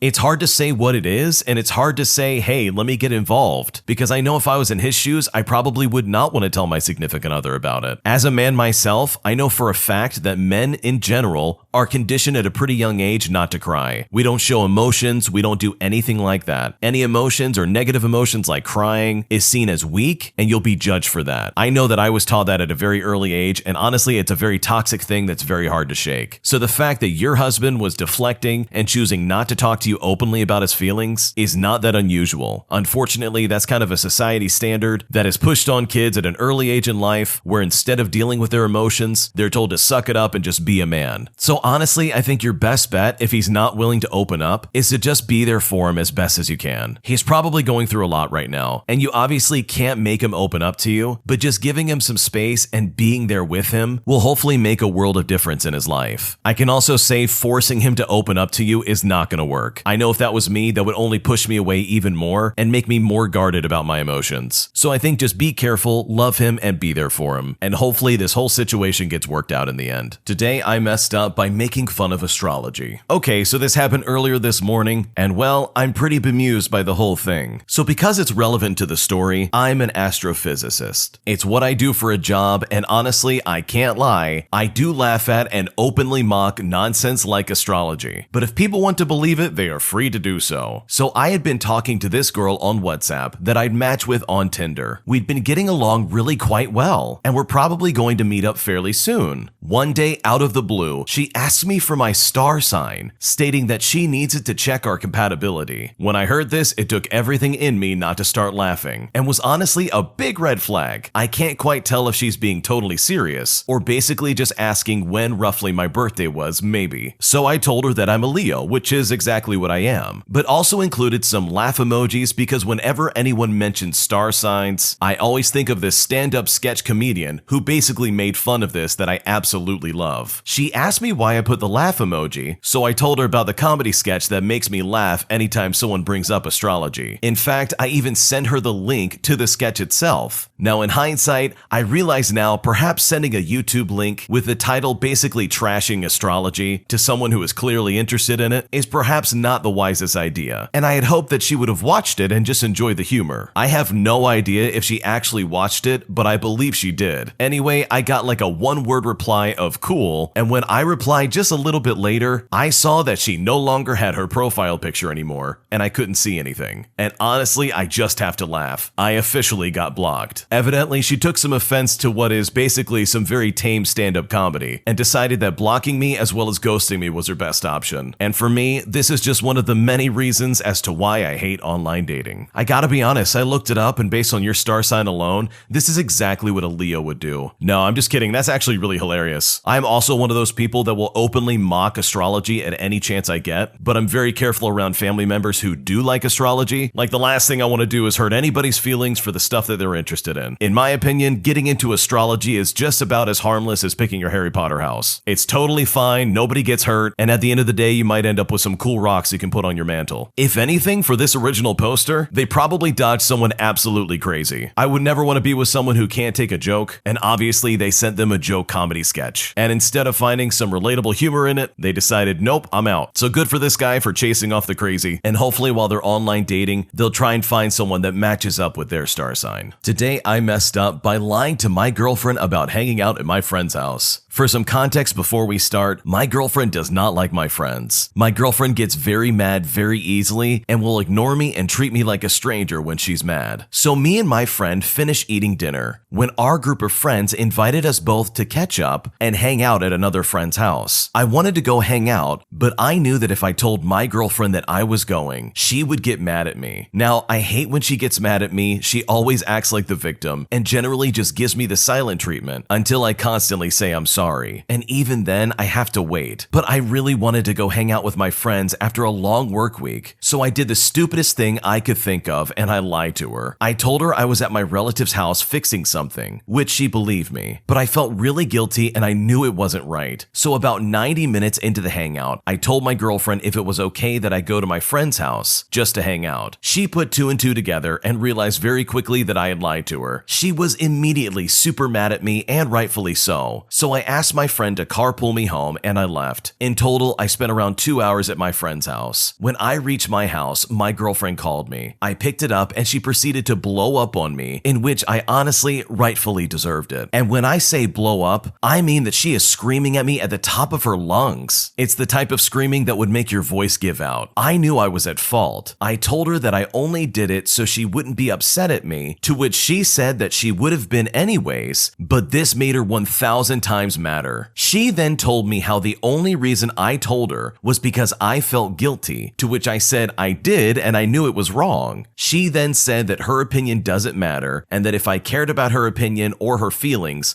I would have told her right away. I admit I lied because I got selfish. I didn't want to deal with my girlfriend being upset while hanging out with my friends, so I lied about where I was, and now she said she can't trust me, which absolutely crushed me. I know I lied, and I know I deserve the repercussions, but I did it for a reason, and not for malicious intent. While I don't think you should have lied to your girlfriend about where you were going and the people you were spending time with, it doesn't dismiss the fact that your girlfriend is absolutely insane, and not in a good way. I'm just gonna say it, she straight up treats you like garbage, and she does not care about you. This sounds like a very controlling and manipulative girlfriend who is literally trying to isolate you from your friends. This does not sound like a good person. If I was in your shoes and my girlfriend was screaming at me at the top of my lungs, all because out of a desperate attempt I lied and said that I was doing something else, when in reality I was at my friend's house, there's no way I would stick with her. I would very quickly break up with this lady. She got super angry, like actually screaming mad, all because you spent time with your friends. Like, this is a super toxic relationship that you can do without, to be honest. You don't sound like a bad person just from this post alone. Maybe there's other things going on that we don't know about as the readers, but based on what you have told us, you can do a lot better than this. And it really sucks because it sounds like just from what you posted, you don't have the guts to break up with her and find somebody else, because nobody in a healthy relationship would have to desperately apologize to their significant other just for them to take them back, all because you went to hang out with your friends. Now, if these friends were super toxic and like a legitimately bad influence on you, I can see where your girlfriend's coming from. But screaming as if you just kicked her dog or ran over her cat is just not the appropriate response to some guy hanging out with his friends at college. Like, that seems like an overreaction. So yeah, you might have messed up with lying, but honestly, I would get out of that relationship because what you're currently dealing with is super toxic and it is not healthy for you in the slightest. My stepmother hates me and I really don't know how to tell my dad. What should I do? When my dad first introduced my stepmom to me when I was 10 years old, she was very nice to me and she looked so happy that we met and hoped that we would get along. They got married when I was 13 years old and I was so happy that me and my dad had a new member of our family. I thought my stepmother and I were getting along really well. That is until a few months after their honeymoon, she told me one morning that we just need to pretend to like each other around my dad, but when he is not here, that I shouldn't even bother her. Honestly, this shattered me, but I agreed because I didn't know what else to do. After that day, whenever it was just me and my stepmother, she would say things to get to me, and I would just not say anything. I'm introverted, and I don't like confrontation, so I just took it and thought over time she would get over it, but it only honestly got worse. She would talk about my height, my weight, and say I was just a funny-looking version of my dad. I hope my dad would notice, but he didn't. He actually thinks me and my stepmother are really close, and that she understands me. He looks so happy happy with her that I thought maybe it's just not worth saying anything and just giving it some time. This year, my stepmother has started picking on me around my dad, and he has either joined in or just completely ignored it. I have voiced that what she says makes me uncomfortable, as well as hurts my feelings, but my dad says she is just teasing and doesn't mean to hurt me. Well, right now, I'm just about at the end of my patience, and I'm scared, I'm angry, and just frustrated at my stepmother and my dad. My dad was away for work, and it was just me and my stepmom at home, and she had a party at home with a couple of her friends. I went ahead and helped set up the house and cook dinner as well because my dad asked me to help out, which is fine, I don't mind. After they ate and just hung out, they were spending time out on the porch when I heard my stepmom and her friends talk very loud outside my window while I was in my room. My stepmom's friends talked about how lucky my stepmom was to have such a nice husband and a nice house. When they mentioned how nice it was that I cooked for them, my stepmother told them that I was annoying and weird and that she hated me and hated living with me and couldn't wait until I was 18 years old so she could kick me out. I was shocked that she hated me that much, but I didn't know why. To be honest, I thought we were tolerating each other really well, but I must have done something for her to just hate me. But honestly, I can't think of what I did. I've been down since that day, which was about 2 weeks ago, and I thought I would get past the initial feelings, but today I burst into tears. I cried so much that I'm still sitting in my car trying to process all of this. I'm trying to get some kind of advice on how to talk to my dad about this because I'm scared about how he will react. I don't want my dad to be sad because he does so much for me, but I'm not strong like him. I'm really struggling. My question is, how can I approach this conversation with my dad about my stepmother hating me? Or should I even tell him at all? What should I do? I can tell you right now that unless you record your stepmother making these comments about you, he probably won't believe you. He obviously dismissed anything you said about her making you feel uncomfortable by making degrading comments about you, but if there's some kind of video or audio evidence, then that will literally be the only thing that will convince him otherwise. You have somebody who's trying to derail your life. She has made it abundantly clear that she does not like you, and that when you turn 18, she's going to kick you out of the house. And honestly, from my perspective, the only way to get him to believe you is to have some actual evidence, because otherwise she's just gonna lie, and it's only going to get worse. So I wish you the best of luck, and hopefully this works out in your favor. My boyfriend has lost complete interest in me, and he doesn't want to admit it or talk about it. What should I do? So for the past few days, he has been acting very distant with me and doing things that really makes me think that he's lost interest in me, such as randomly disappearing for 1 to 2 hours without warning, and when he finally texts me back again, he doesn't even tell me he missed me or bother to explain to me what he was doing, or even just giving me a message saying that he was sorry he couldn't reply but that he missed me or something. These days, he has been out with his friends and not texted or called me at all. While he was out and not on his phone, I wrote him long and cute messages about how much I miss him, because we always text each other cute things about how much we miss each other, even if one of us is not on our phone. But he ignored every cute thing I wrote him and only replied with something dry like, "Sorry, my phone died." And then he disappears again without any explanation or even a sorry, and it's becoming a normal thing now. The old him would have texted me something like, "Baby, I have 10%, my phone will die, so don't think I'm ignoring you. I'll miss you, I love you, and I'll be home soon." It would be the small things that mean the most to me, but recently he stopped doing those things, and he stopped making me feel like I'm important. I wrote him long paragraphs about how I felt, and he replied with something really short and dry, like saying, "Oh no, that's not true," claiming that he just wasn't on his phone, and it's like I can never tell him how I feel because he's always just gonna act like it's nothing. And it's like he's not even reading what I wrote because he sends these super short replies. What should I do? It honestly seems like the original poster in this story is being incredibly obsessive of their boyfriend. I'm sure at the beginning of the relationship, it was probably this cute thing where it's like, "Oh yeah, let's text all the time. Of course I'm not ignoring you, I've just at 10%. But after a while, that behavior got really old really quick. Like this guy can't go 1 to 2 hours without texting his girlfriend, as well as his girlfriend thinking, "Oh no, he's lost interest in me," when in reality, he's probably just doing other stuff for the day. Like keeping up that behavior would probably be exhausting from the boyfriend's standpoint, especially when this is your girlfriend's mentality. "Oh, he didn't text me the way he normally does. He must be losing interest in me." Like that's really crazy if you ask me. Someone disappearing for a few hours because they're doing other things doesn't mean that they're drifting away from you. If anything, it probably just means they're being a normal human being and getting stuff done. Like the fact that you expect him to talk to you 24/7 and somehow assume that that's normal normal is enough proof for me to say that the original poster in this situation is being extremely clingy. And that's just really, really obnoxious in my opinion. If I was in this relationship, I would be very unhappy. And I would probably make room for some space in my life. Otherwise, I would feel completely suffocated. Like this behavior of checking in with your girlfriend every minute of every day and sending these super cute, detailed messages is legitimately not possible to maintain in a relationship. I don't know, maybe there's someone out there that does have a long-term relationship like that, where they're able to maintain that cute attitude from the beginning all the way till now. If you're one of those people, let us know in the comments. But overall, I can't imagine having to text my significant other like that every time, or else they're gonna think that I don't like them anymore. So in all honesty, I think the original poster needs to chill out and stop being so obsessive over how their boyfriend is texting them. Because chances are he probably still does like you. But if you keep pushing it, and if you keep assuming that he doesn't like you, then you're probably only gonna drive him away. My crazy ex-girlfriend goes absolutely berserk when she finds out that I went on a vacation trip that she has always dreamed of without her, saying that we could have gone together as friends. And now because of her, all of my friends are starting to turn on me, and I'm honestly not sure what to do. Here's what happened. My ex-girlfriend and I were together for almost 3 years. She always dreamed of taking a vacation to a country she loves, so for our 3-year anniversary, I wanted to surprise her with this vacation. But she ended up breaking up with me about 2 months before the trip because according to her, we weren't working out anymore as a couple. It was really hard for me, but there was nothing else to do other than respect her decision. So I accepted the breakup and moved on with my life. At the end, the breakup was pretty amicable, but I still paid for the trip I was planning to take with her. My first plan, honestly, was to get a refund, but I would lose almost half of what I paid for because most of the planned activities weren't refundable. About a month after the breakup, I reconnected with an old friend and we hit it off. We started talking more frequently and started spending more time together, but kept everything very casual. I was still stuck with the trip I booked, and instead of losing half the money, I decided to ask my friend if she wanted to take this trip with me, and she agreed. We ended up taking the trip together, and it honestly was a great time. I didn't really tell anybody about this, or post anything on social media at all, really. On the other hand, my friend did the opposite, and ended up putting a lot of pictures up on her social media feed. And because of this, my ex found out that I took this trip with my friend instead of her. When we returned from the trip, I got a call from my ex-girlfriend saying that I hurt her feelings for doing something she always wanted with another woman, and that we could have taken the trip as friends, whatever that means. I just told her that we are no longer together, and further explained that I did not owe her this in the slightest, and that I have moved on. Because of this, my ex-girlfriend started talking, and I ended up getting flamed by our mutual friend for being an insensitive jerk, and for not taking her feelings into consideration, even though she's the one that dumped me 2 months before our trip. How can that possibly be my fault? I feel like this is a lot of unnecessary drama for no reason. I honestly don't want these friendships of the past few years to break up because of my breakup. What is the best way to deal with this situation here? What should I do? How obnoxious of your girlfriend to not only break up with you 2 months before this trip, but to then turn around and try and pretend she has some say over who you can and cannot bring on this trip. I mean, that's just disgusting. It's also incredibly rude and just so inappropriate. She has no say in the matter. She broke up with you, not the other way around. This lady actually thought that they could have gone on this trip as friends. I mean, come on, that's ridiculous. If my girlfriend broke up with me and then still demanded to go to, I don't know, Disney World together, and if I somehow agreed to that, I would be miserable. I spent all that money just for someone to be with me who does not love me? No way in the world you can get out and leave. Like, this ex literally can't expect you to take her to such a vacation that you paid for, by the way, as friends after she broke up with you. That would honestly ruin any semblance of an attempt that you would have to try and cope with the situation in which your ex broke up with you. And honestly, that must have been so awkward trying to find somebody else to go with you on this stupid trip. And also, as a side note, the fact that this friend is freaking out on you is more than enough proof that they are not a mutual friend, but instead are very much on the side of your ex-girlfriend. And I really don't think you need that in your life. So yeah, if your crazy ex-girlfriend really is this upset about you going on a trip that you paid for, you can always kindly remind her that she did this to herself, and that if she's unhappy with her decisions and the way things turned out, she only has herself to blame. I moved in with my friend's boyfriend, and at first he seemed nice, but now he's very rude. How do I handle this situation? My friend and I are pretty close. We're not best friends, but we have a good relationship with each other and have known each other for 6 years. My friend is now engaged with her boyfriend, but they don't live with each other because she lives in a different state and they do long distance dating. While I was looking for a room, my friend's boyfriend, whom I didn't know before but was only semi-close with, happened to have a spare bedroom for me to rent. My friend's boyfriend seemed alright from the few times I hung out with him, so I decided to move in for a little while. At first, the guy seemed fine and pretty nice while I was living there. His mother and father were nice too, but slowly as I hung out with him more, he started making ruder comments to me, and I started noticing that he had a tendency to sort of be rude to other people as well, in front as well as behind their backs. For example, he would make really nasty comments about the fact that I'm still single, saying stuff like, "Don't take dating advice from her, she's 27 and still single." He also keeps pushing me to get together with some of his friends, which honestly makes me incredibly uncomfortable. He also mocks me by saying I'm a loner, and even says that he wants to see what I'm like when I'm angry and mad. He and his friend group seem to have fun choosing to pick on someone whenever they hang out, and it honestly seems pretty toxic and hurtful, especially to whoever gets chosen to get picked on that day. The things they make fun of is usually about their weight and their singleness. I also noticed that he seems very two-faced. For example, after his engagement party, he talked about a mutual friend of ours, saying that she was old and still single. I felt bad because the girl came to his engagement party to congratulate him and even bought flowers. But despite all that, he was saying really nasty things about her behind her back. So I need advice on how to handle this awkward relationship with my friend's boyfriend, who is unfortunately my roommate. I'm planning to move out, and I decided I definitely don't like the boyfriend, but I still like my friend. Should I just pretend that everything is alright until I move out, or should I give him a bit of the cold shoulder to hopefully get him to stop bothering me? I don't want to confront him because I'd rather just not interact with him anymore. Also, should I even go to their wedding? I really don't want to, but I feel bad because I feel like my friend is expecting me, but she doesn't know that I hate her boyfriend. What should I do? I think the fact that you understand that you need to move out is a huge first step. Too often people have crappy roommates and they think to themselves, "Oh, I can't leave. Like, this is where I live and this is just my life now. I gotta put up with it." When instead, you could very easily get rid of these people from your life and find a happier life in front of you. There's no reason for you to put up with this, and the way he's talking to you is completely inappropriate. If the moving date is further than usual, then I would give him the cold shoulder. But if I'm about to move out of that house and I have the opportunity, you can bet I'm gonna tell him exactly how I feel. Bottling up that kind of emotion and just letting it simmer is only gonna make you hate your friend. And it's honestly going to be your roommate's fault overall. I think also it might be a good thing to let your friend know exactly how he is behind closed doors. He mocks and belittles people because they are or are not in a relationship. He makes fun of people's weight, and he has said some pretty ridiculous, terrible slurs in the past that I intentionally left out of this story that are incredibly terrible and not something anybody would want to deal with. Just imagine how your friend is going to feel if after 6 months of her living with this guy, he starts treating her like this. Wouldn't you want to know ahead of time that your future husband is actually a piece of garbage? I know I would. So yeah, depending on the timing of your moving out, there's a lot of ways you can handle this, but hopefully however you do handle it, it works out and you are able to get away from this terrible roommate. I went through something very scary last night and my boyfriend couldn't be there for me. And now I'm irrationally upset at him and I don't know what to do. Last night I was being followed on foot in the dark in an unfamiliar area for close to an hour by a man in his 50s. It was blatant and very scary, even though he didn't try to talk to me or do anything except follow me. I tried to call my boyfriend for comfort or for advice, or at least to have someone who would know what was happening, but he was at a movie and his phone was off. I tried to text and call my friends in my group chat, but none of them answered. I was walking around aimlessly for a while, trying to shake off the guy because I didn't want him to know where I was staying. At the time, I was in an Airbnb alone for 2 weeks in the middle of nowhere while my condo undergoes repairs, but eventually I speed walked back to the Airbnb. As I was getting in, one of my friends called me back and calmed me down for 30 minutes on the phone. An hour and a half later, my boyfriend finally called, but all he did was ask if I was okay and that if I was safe. Once I confirmed that I was okay, he went ahead and just hung up the phone. Our call was 30 seconds. I guess it's because he had just gotten out of the movie, but it makes me feel like he doesn't care. What's upsetting me the most though is the fact that he didn't answer the phone. I know he didn't know that I was calling because his phone was off, and I know there's no reason to be angry at him, but it made me feel really alone and very unsafe and uncared for. I don't know how to get past this feeling, even though I know it's irrational. Should I just give it time, or should I tell him how I feel? What should I do? You know when your girlfriend looks at you after waking up and saying, "I had a dream you cheated on me," and then gets pissed off about you in this dream? This sounds like that. Why on earth would you try and call everybody under the sun besides the police because some guy's following you around for an hour? If that's really what was going on, you should have called the police. Like, that is literally who you should have called first. Instead, you called everybody else for some reason, and now you're upset that your boyfriend didn't have his phone on at a movie theater and didn't call you back? I mean, what exactly did he do wrong? Sure, he just got out of a movie theater and he only called you for 30 seconds to check up on you, but that doesn't mean that he doesn't care. I think you're just overreacting in this situation. The original poster in this story, by the way, is 25 years old, and I would honestly hope at this age you would be more independent and able to take care of yourself. Even if you did get in contact with your boyfriend, there's literally nothing he could have done. By the time he even got there, this guy probably still would have been following you around. In contrast, police officers could have been there within minutes. You should have called the police immediately. In fact, when you got back to the Airbnb, you should have done that immediately as well. It doesn't matter how awkward or how uncomfortable you may have felt, call them anyways. You quite literally put yourself in danger by choosing to call everybody and their mother for over an hour instead of the very people that could save your life. Which, by the way, this could have been a lot worse, but it sounds like you understand that it's very irrational for you to be upset with your boyfriend, and I think it's the fact that the phone call only lasted 30 seconds, and I think that that's what's really upsetting you, combined with the fact that you feel very vulnerable and scared, which is totally valid, by the way, but to take it out on your boyfriend is just not the right move in my opinion. I think if anything, talk to him and explain to him, "Hey, I went through this really traumatic thing, and I really need you to be there for me right now." If you explain it like that, he will absolutely come to your side, and he will be there for you. So yeah, I wouldn't take this out on your boyfriend. He didn't do anything wrong, and next time you're in a sketchy situation like that, and time is on your side to get away from this weirdo, just call the police. Otherwise, things could have ended very poorly. My boyfriend plays video games all day, and I feel like my attraction is dwindling down. What should I do? So my boyfriend that I've been with for a year left his old job about a month and a half ago. He used to work 12-hour shifts and bring in a lot of money, but it was a toxic work environment, so he left. He can't work or make any money right now because he isn't eligible to do so under the law in the country which we live in. He unfortunately doesn't have an open work permit, so from the minute he wakes up until he goes back to sleep, he's playing video games, and will be doing this until September when he hopefully gets admitted to start school. He still gives me attention intermittently, and we go out on the weekends, but I can't help but feel like my attraction to him is going down because of it. On top of that, he doesn't have an income coming in anymore, other than his parents graciously helping us out, and this is possibly going to be going on for 2 years. So I'm responsible for a lot more financially. I understand he's not able to work, but I saw him as a person that would want to do other things that help him grow as a person, especially during this time off. I'm not against playing video games, and I get that he needs his rest after working so hard, but playing video games all day, every day, I feel is a little excessive after a month and a half. My question is, I don't want to get between him and his games, but I was wondering if approaching him about this would be helpful. What should I do? I think in this situation, your feelings are totally valid, and him constantly gaming is kind of a turnoff. Like, that's completely understandable. I think having an honest conversation with him about it and saying, "Hey, this is not okay, and I really don't like who you're becoming," is completely rational and not stepping over any kind of line in my opinion. I'm sure you miss the hardworking man who used to work 12-hour shifts and bring in all this money, so for him to change suddenly into this guy who just sits around and plays video games all day is probably very jarring. On that same side of it, this guy probably has never had the chance to play video games like this in a very long time. Just imagine working 12 hours every day at a company that treats you like garbage and facilitates a toxic work environment. As someone who has been in that situation before, I would probably want to play video games all the time as well. Maybe this is a case where things got out of hand pretty quickly and he's in a really bad habit and he might not realize it entirely. So sitting down and having a conversation with him and talking to him about what's going on in his life, I think would be really helpful for both of you in the long run. My brother has been drifting away from family and his mental health is going downhill fast, which all honestly seems to be connected to his girlfriend. What should I do? My brother has always been reasonably introverted. For the years of adulthood, prior to his relationship, and even for the first year-ish of it, I would say that we had a pretty good relationship. He moved in with her out of my parents' house relatively quickly, and the house he moved into is extremely close to them. They had a bit of a strained relationship with him immediately prior to him leaving, and throughout our lives, I've definitely noticed a bit of a personality clash between a type A parent and a more laid-back child. The girl is very antagonistic towards myself and my partner, becomes greatly irritable and defensive if we ask her clarifying questions in a normal conversational manner. She is the definition of a keyboard warrior and seems to think of herself as a martyr for the mentally ill. She has a new job in the mental health and addictions field. She also always asks to leave right in the middle of dinner as well as family gatherings, completely disregarding the fact that the meal was specifically made to go around her dietary restrictions. I've watched her belittle my brother at family gatherings, plan his life out loud for him in front of us, lecture him about going to the doctor, doing X, Y, and Z, complain about his friends, and paint them as horrible people who alienated him, and coax him into only hanging out with her friends. When they are in the same room, they sit on completely opposite sides of the room and don't look at each other. He stares at the floor and barely responds to us when we try to include him in the conversation at family gatherings. His presentation is obviously signifying that he is depressed and defeated. She went away over the holidays last year, and that was the first time I had seen my brother make eye contact with me or my parents, let alone laugh or talk about hanging out with one of his friends in at least a year. He currently isn't working because he has to pass a test to be certified to work, and my parents have been partially supporting him financially. He was diagnosed with ADHD, and suddenly he behaves as though he is incapable of functioning in a classroom or even writing tests, even though he has now completed a degree and did quite well. It makes me wonder if he wants to work in the field at all. It also begs the question of whether or not he is just used to his girlfriend's family's wealth, as well as them semi-supporting him, and just doesn't have the drive because of that. Or if this has something to do with being a mental health martyr, and he has convinced himself that his ADHD is so disabling that he is delaying taking any kind of tests and moving forward with his life. I confronted him recently about ignoring my text messages, as well as avoiding the family and only contacting me when it's convenient for him. He said it's because of his concerns with money and that he's just too stressed out. I asked him if he was allowed to answer any kind of messages on his own, because I've had a hunch that this girl reads his messages, and that's why he doesn't answer them or have contact with his friends and family. After I asked him this, he would not directly answer me. He got incredibly nervous and started to skirt around the issue, and this only makes me think that this girl screens his text messages. And this isn't even close to everything. This also leaves out the drama where she already had beef with his friend group in the first place, so there's already a bad history there just to start. I typically like to keep the time I have around my brother chill, so I don't push him away, but he's already being pushed away. How do I deal with this or even approach this issue in the first place? I have told my parents that I believe she is hurting him and keeping him away from us, but I'm wondering if further steps need to be taken. Do I just need to learn how to deal with him being away from the family? How much do I keep trying to be in contact with him if he rarely even answers? What should I do? It obviously sounds like that this girlfriend is not a good fit, and that instead of being a supportive person in this guy's life, she's instead driving him away from his family and friends, which by the way is very toxic. Unfortunately though, there's not a lot you really can do in this situation, besides being really open with your brother and trying to be there for him. If the text messages that you send to him are being screened by his girlfriend, then by all means do not bring up anything about his girlfriend. She's gonna see it and treat him even worse. I think if anything, maybe pull him aside and have a private conversation about it. That might be your best bet, but any kind of written communication will most likely be intercepted by his girlfriend. And if she's as bad as you think she is, then those conversations will only make things worse. So even though he can't be in your life more because of his girlfriend, you can make the decision to make a better effort at being more in his life. Even if the girlfriend doesn't like it, it might be your best bet to show him that, hey, you can get out of this relationship, and yes, there is family and friends available that do love you. Because if this lady really is as bad as you say she is, then I'm positive that your brother really is depressed, and he could definitely use the support right about now. My fiance hasn't been helping with anything for the past 2 years, and I don't know if we should be together anymore. What should I do? I have been with my fiance for 8 years. We have a child together, and we're currently staying with family. We have had our ups and downs like normal couples do, and I've stuck by him through all of it. For the past 2 years though, he's been blaming everything on me. He doesn't help with the cleaning, he doesn't help with our child, he doesn't really do anything except play video games and hang out with his friends. I've been trying to help him find a job, but he doesn't want to work. He then complains that I'm not making enough money and I need a better job, but won't take me to interviews. As a side note, I currently don't drive. He doesn't come home until early hours of the morning, claiming he only left a couple of hours ago, so he doesn't see what the big deal is. He then proceeds to sleep all day while I'm at work, so I have to find someone else to watch our child. I told him that we needed to talk this morning before work, but he went to sleep instead, so now I have to wait even longer just to talk to him. I honestly don't know what to do. I want to tell him that I don't think we should be together anymore, but then I'll have nowhere to go. I'll have to sleep in the same house as him just so I can see my child. I don't want to take her away from the only family she really knows. I don't know what to do in this situation, as I really don't want to throw away an 8-year relationship. It's very surprising to me that this guy doesn't want to work, even though both of you are engaged and you had a child together already. Like, that is a really bad sign. And the fact that he's not willing to step up and help take care of your child, but instead just wants to sleep and lay around all day is not okay. And that is most definitely a conversation that both of you need to have. And this is not easy. You've been with this guy for 8 years, not even to mention the kid you had together. There's obviously some deep-seated history here that you can't just ignore. And it really would be sad for your kid not to have a father-type figure in their life, because they honestly deserve to have a happy family. But from the sounds of it, your fiance is not putting in the work. So I wish you the best of luck in having this conversation with him, because hopefully he can get his act together and start supporting you and taking care of your child, because otherwise I can definitely see this falling apart, and I don't think either of you want that. An entitled Karen stops me on the side of the road, demanding that I sell her my dog, while also refusing to take no for an answer. And when she wouldn't stop and leave me alone, I ended up having to put her in her place. Here's what happened. My partner and I have 2 dogs, and just like my 2.5-year-old, we essentially consider them children. My parents have always called them their grandpuppies, and we've done everything we can to ensure that they live happy lives. Arlo is the eldest and is a blue mantle Great Dane. He is beautiful, loving, and basically Scooby-Doo with different coloring. Our other dog by the name of Daphne is our second eldest, and she's a mutt essentially. Her dad was a German Shepherd, and her mom was a Rottweiler mix. My partner saw Daphne and immediately fell in love with her. She is our smart middle child who is the reason the front screen door is always locked, because she can literally open it. And yes, she was named Daphne after my partner tried and failed to get Arlo to be called Scooby. Anyways, my partner was taking Arlo and Daphne for a walk. I had gone halfway with them before heading back home as our toddler had fallen asleep. And if I didn't, we would have been up until 10 o'clock at night with that danger nap. He continued on, and as he was passing the local school, a car pulls up in the middle of the road. My partner wonders what's going on, thinking that maybe there was just something up ahead and the driver wanted to warn them about it. The window rolls down and it's some lady staring at our dogs. The woman points at Arlo and goes, "How much?" My partner is obviously very confused at this point. Why would a stranger pull up in the middle of the road asking how much our dog is? Arlo didn't have a for sale sign on him, so my partner replies, "He's not for sale." But the woman doesn't take that as an answer. She says, "No, really, how much is he?" My partner then reiterated, "I'm sorry, he's not for sale." They go back and forth like this for a few rounds, with her asking how much and my partner clearly stating that we are not selling Arlo. This entitled Karen then says one of the dumbest things I've ever heard in my life. She says,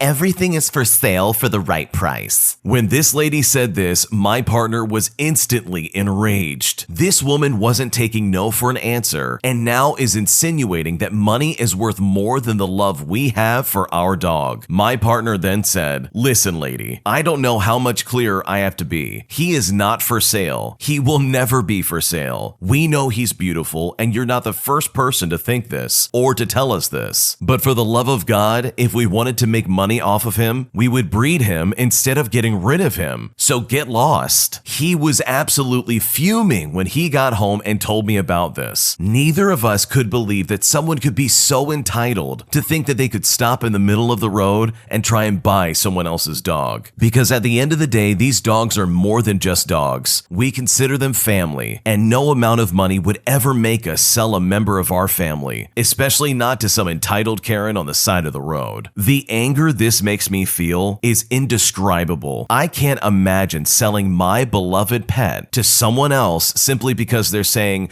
oh, everything has a price. Like, that's just ridiculous to me. How entitled do you actually have to be to stop on the side of the road to do that to somebody? That's so offensive and just so disgusting and gross. So good for both of you for deciding to put your foot down and say, no, we are not going to sell a member of our family, because there is not a price tag you can put on the love of a family member, even if that family member just happens to be a dog. An entitled Karen goes off on me saying she's going to use her dash cam footage to expose me on social media, claiming that I sold her faulty hardware. So I had this keyboard that I bought and was selling online. It sat on there for a while before this weird lady messaged me and wanted to buy it. So I arranged a place to meet up close to my house, but not close enough to where she would know exactly where I live. Because, you know, sketchy people. So I went down to our meetup and I walk up to her car, and it was fairly nice. Just some lady with some tattoos, and I was telling her some things about the keyboard that I was selling. For a disclaimer, I said to her before we even met up that it might not work for consoles, because of course, consoles can be iffy with keyboards. So she bought the keyboard for $80, and I got it on sale for $35, so I got a big profit out of it. So a couple of days later, I get a text from this lady that goes on and on about how I sold her this keyboard when it doesn't even work. Which, keep in mind, it does work. I used it before I sold it to her. I told her that it could be iffy on consoles and reminded her that I previously told her that, but to no avail, as she tells me she tried it on her Apple computer and told me that it didn't work. I said, well, I don't know what to tell you. I told you it might not work for what you want. She then proceeded to tell me that she was going to post me all over social media and that she had a dash cam that had a video on it and she captured the entire thing. Now, obviously, this didn't scare me because, for one, I was wearing a mask, and two, I could care less if some weird entitled Karen tries to judge me on social media. She demanded a refund from me, and I told her flat out, I'm not giving you a refund because you're not entitled to it, for one, and also I already spent it, so there's no money to give back to you anyways. So long story short, she bought an $80 keyboard that I warned her might not work for the console. I made a profit and still don't know if she posted me on social media, but I had a good laugh about it, and hopefully I'll find that video one day. It's funny how you can explain to someone over and over again something might not work the way they think it will, and yet they still ignore it and then freak out when that very thing happens. I guess the keyboard that this lady bought was not exactly what she was supposed to be using for her computer, which is fine, sometimes it works out like that, but the fact that she tried to blame this on the seller itself is just absolutely ridiculous. And also, this lady's a moron for buying something over social media. Like, go to an actual vendor and get something new. Don't buy something on social media and then complain, oh, it doesn't work. Like, that is literally the bottom of the barrel, in my opinion, when it comes to purchasing any kind of electronic goods. Because it's already been in somebody's hands and they have already used it for who knows how long. So why not just buy something new for yourself? Or at least buy something where you know for a fact it's going to work on your computer. Because otherwise, you're going to be out $80 and wish that you had just spent that money on something new. My friend and former colleague gave me a bad work reference, and honestly, I'm still in shock. I met my friend, who I'm going to call Sarah, about 8 years ago. That's not her real name. But we actually knew each other on a personal level prior to then, but hadn't spoken in many years. When we started working together again, totally coincidentally, we were very excited. We ended up working on some major projects together that were very successful. We moved on to other places, but have stayed in touch on a personal level ever since. And I thought she was one of my best friends. Since we work so closely together, I have used her as a reference for some jobs. I don't list her as a supervisor, of course, but as a colleague, and I've never had any issue that I know of. I recently applied for a new job that I'm in the finals for. I might contextualize that lately her career is not really going as she'd like, but I would say some of it is her choice. She doesn't want to work full-time, refuses to go in office, and so because of this, a lot of the jobs that she's had are are very menial, with work more akin to data entry and other things along those lines. And honestly, she complains about it a lot. Overall, as a friend, I try to be sympathetic as best that I can. I don't know if this has anything to do with the following events, but she also recently had a baby and has quit all her jobs, and as far as I know, does not plan to go back to work. I don't see how her husband makes enough to support both of them, especially in this economy, but I guess they figured it out, which is fine. I don't care. I just don't know if she's feeling a certain way about it, and I obviously would never comment on that, as it's not my place to do so. Anyway, apparently my references for this new job I'm up for got flagged for something. I asked for a status update because it seemed to be taking longer than expected, and they said one of my references raised concerns, and so they were personally reaching out to all 5 of my references to have a meeting with them just to clarify some things. I was shocked and didn't know what to think. Which of my references could have possibly given me a bad reference? I messaged her because we message all the time casually and said I was super confused and was trying to figure out who could have said something bad. She was like,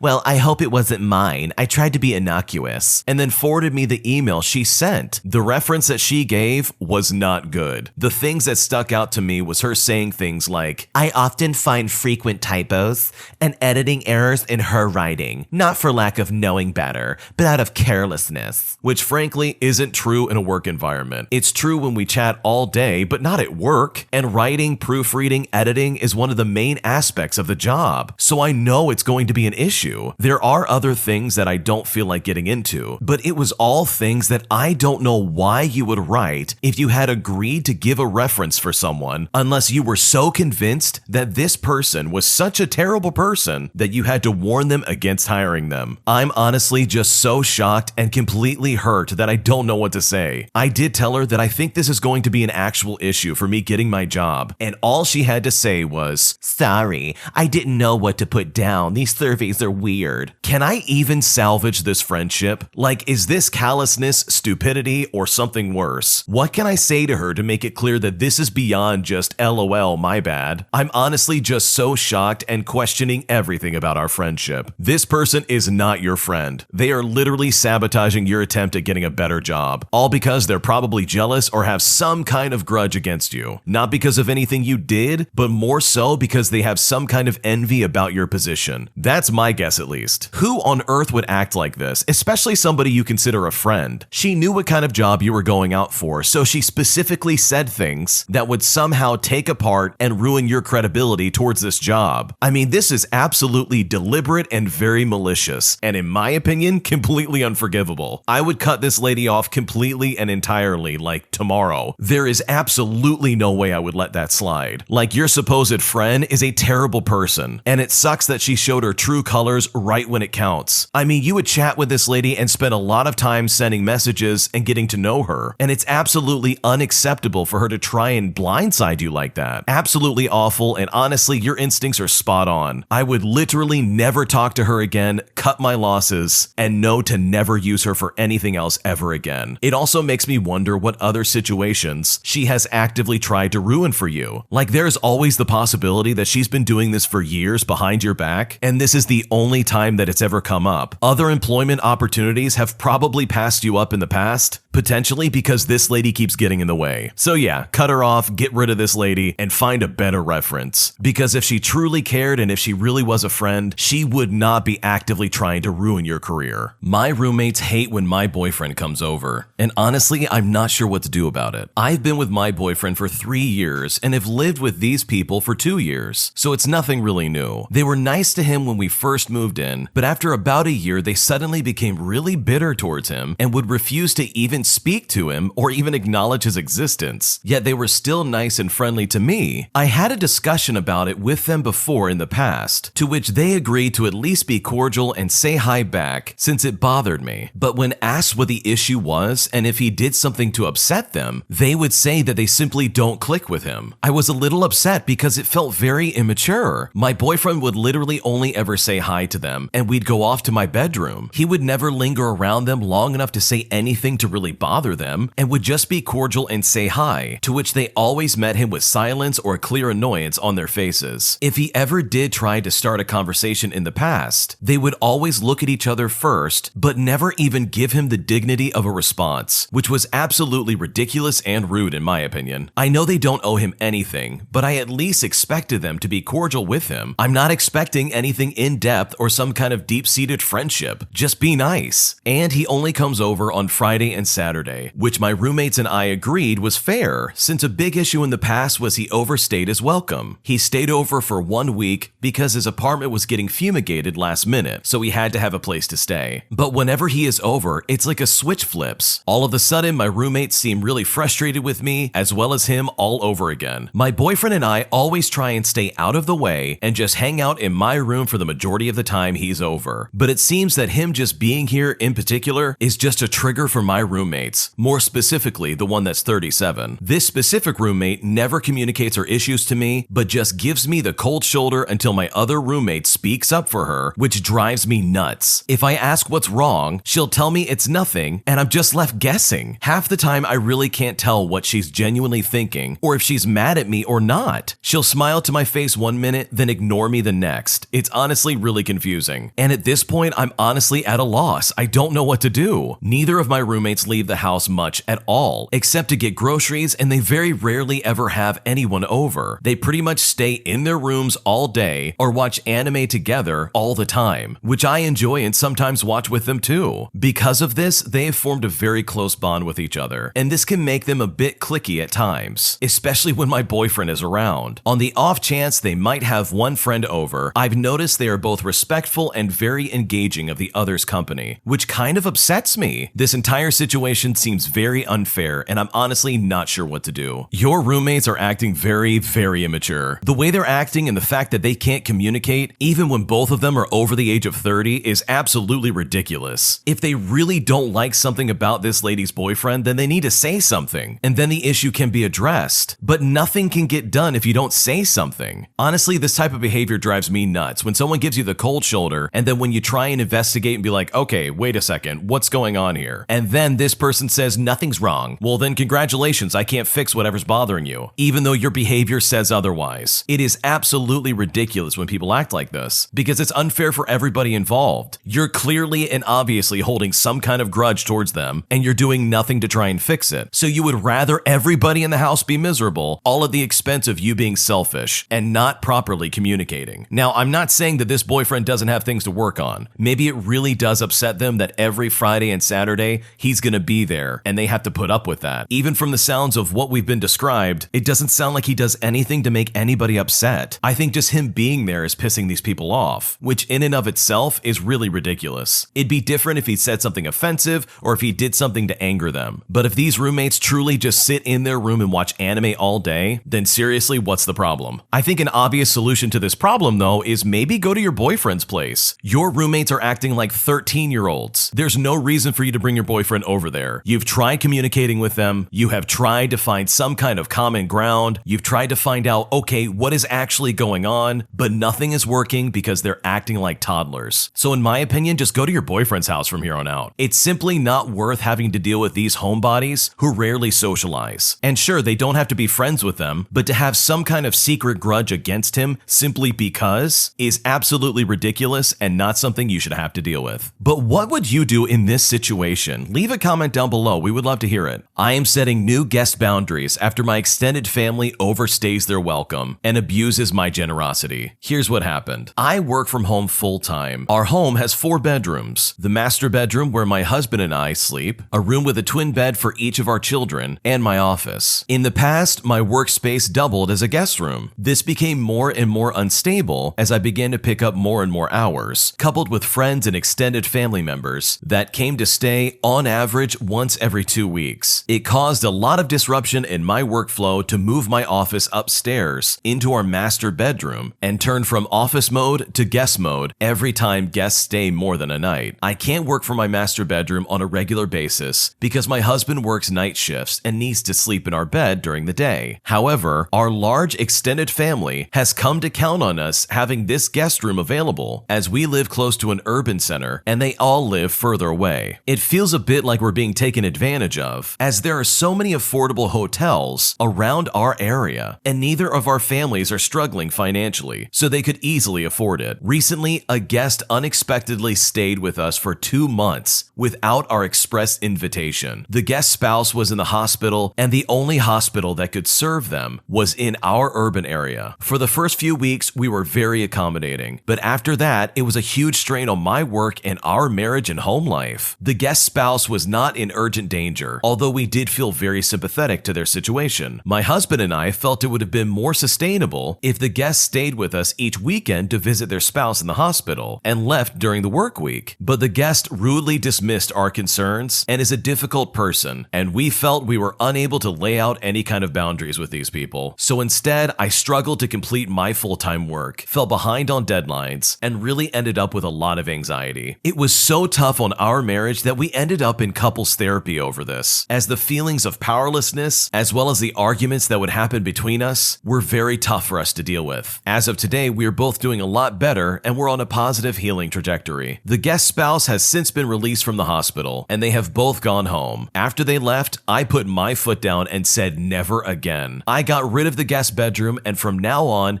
guests will have to sleep on the couch, with a 2-night limit, or they can go to a nearby hotel. My husband was okay with this decision, but we already know for a fact that some members of our family will be upset with us, particularly the guest who overstayed their welcome and their spouse, as it is likely that they will need to return to our area regularly for hospital checkups. We both feel anxious about how they will react. However, they do have the finances to stay in a hotel for a night or two when they need to. So it begs the question that I really need answering. Am I the jerk for doing this? Is it okay that I set boundaries on who can stay at my house and for how long? You are not the jerk in this situation, and no, you did not overstep your boundaries. It is actually a really good thing that you decided to do this, because even if people get upset by this, it lets you as well as your husband take back control of your life, as well as your home. It's completely inappropriate for people to just show up unannounced and say, hey, can I stay over? It doesn't matter if you're in a good location and it's like an ideal spot for people to go and to travel and to do all sorts of things. It's inconsiderate, and it's definitely not something that I would put up with. So good for you for putting your foot down and deciding that enough is enough. Because honestly, you went above and beyond what anyone would have expected from you, especially having someone stay over your house for 2 months without even asking in the first place. An entitled Karen demands that I give her my money from my paycheck to help pay for her phone that she broke on her own. In the end though, karma comes back and bites her in the butt. Here's what happened. This happened a while ago, but I still think about it from time to time. I used to be an assistant manager for a cell phone company, and I was in my mid-20s at the time. One night, this girl and her friend came in as she had completely smashed her phone. She walks up to the first sales rep that she sees and proclaims because she bought the $25 tempered glass screen protector that had a lifetime warranty, and that because the screen protector also broke, she should get her phone replaced for free. According to her, the sales rep had sold it saying if it breaks, we'll replace it under the lifetime warranty. He was very clearly referring to the screen protector because, why on earth would a $25 product replace a $900 broken phone? I explained the difference to her and she just laughed. Then, after some more arguing, she sat in the waiting area for her mom and continued to make snarky comments and laugh at how dumb we were because apparently she was going to sue us. The mom comes in and is slightly more stable, but still insists that we crack open a new phone and hand it over. I explained to her that our system wouldn't even allow that even if we could. At this time for this store, this particular phone that they were looking to get a replacement for had very strict rules about discounts, and warranty issues all had to go through this particular company itself. We couldn't write off a phone even if we wanted to. There was no actual way to do it. After about an hour of arguing, I honestly just wanted them to leave. I tell the mom that I'll credit her bill the entire $150 deductible if she will just make an insurance claim. She then says something that absolutely blew my mind. She tells me to take $150 out of my own paycheck and hand it to her now instead. I end up crediting the bill and telling her they have to leave. Eventually, karma did see itself smiling down on us, as ultimate payback came along when the daughter comes flying into the parking lot a few days later and immediately immediately gets pulled over by the cops for speeding and cutting across parking rows. That kind of ticket costs hundreds of dollars in our area. Every employee in our store watched from the windows while she argues with the cop. And honestly, after the experience I had dealing with this lady previously, this completely made my week. How stupid and petty can these people possibly be? The fact that they thought their screen protector somehow ensured that they would get a new phone for free, all because this idiot drops their phone in the first place, is just absolutely ridiculous. That is literally the dumbest thing I've ever heard in my life. I probably would have lost my job if I was in that situation and heard this entitled Karen telling me to take money out of my paycheck to pay for her stupid daughter's mistake. Like, no lady, I'm not going to give you my hard-earned paycheck, all because your daughter doesn't know how to hold onto her phone. She even had a screen protector to try and protect the phone, but somehow she still shattered it. And you want to try and take money out of my pocket to pay for her stupid phone? No, I don't think so. But at the end of the day, this entitled Karen's daughter got exactly what they deserved, and they ended up getting a ticket for cutting across a parking lot, costing them hundreds of dollars. That is a beautiful case of karma actually coming through for once, that you would always hope would happen to someone who deserves it. I found out that my boyfriend is cheating on me by a random account that messaged me in private, and now I don't know what to believe. I recently started dating this guy. He's really handsome and I pursued him. I liked him, so I invited him out with friends to the beach. At the beach, I posted a picture of us together on my Instagram account, and now we've been dating for a month. 2 days after I posted that picture, an account calling him a cheater followed me. I go onto that page and it has multiple posts of conversations between him and some girl. One of them had a screenshot of my post, and the girl sent it to him saying, "I hate you for making me a side piece again. I'm so done getting played." To which the guy I'm supposedly seeing responded, "You are so crazy and I'm done with you. That's my cousin." And in this picture, he's referencing me as his cousin. Then the argument went on from there. In the caption, she wrote, "The guy you're posting and showing off tells other women that he's spending some quality time with, if you know what I mean, that you're his cousin. Get used to this." Then she also posted a screenshot of him saying,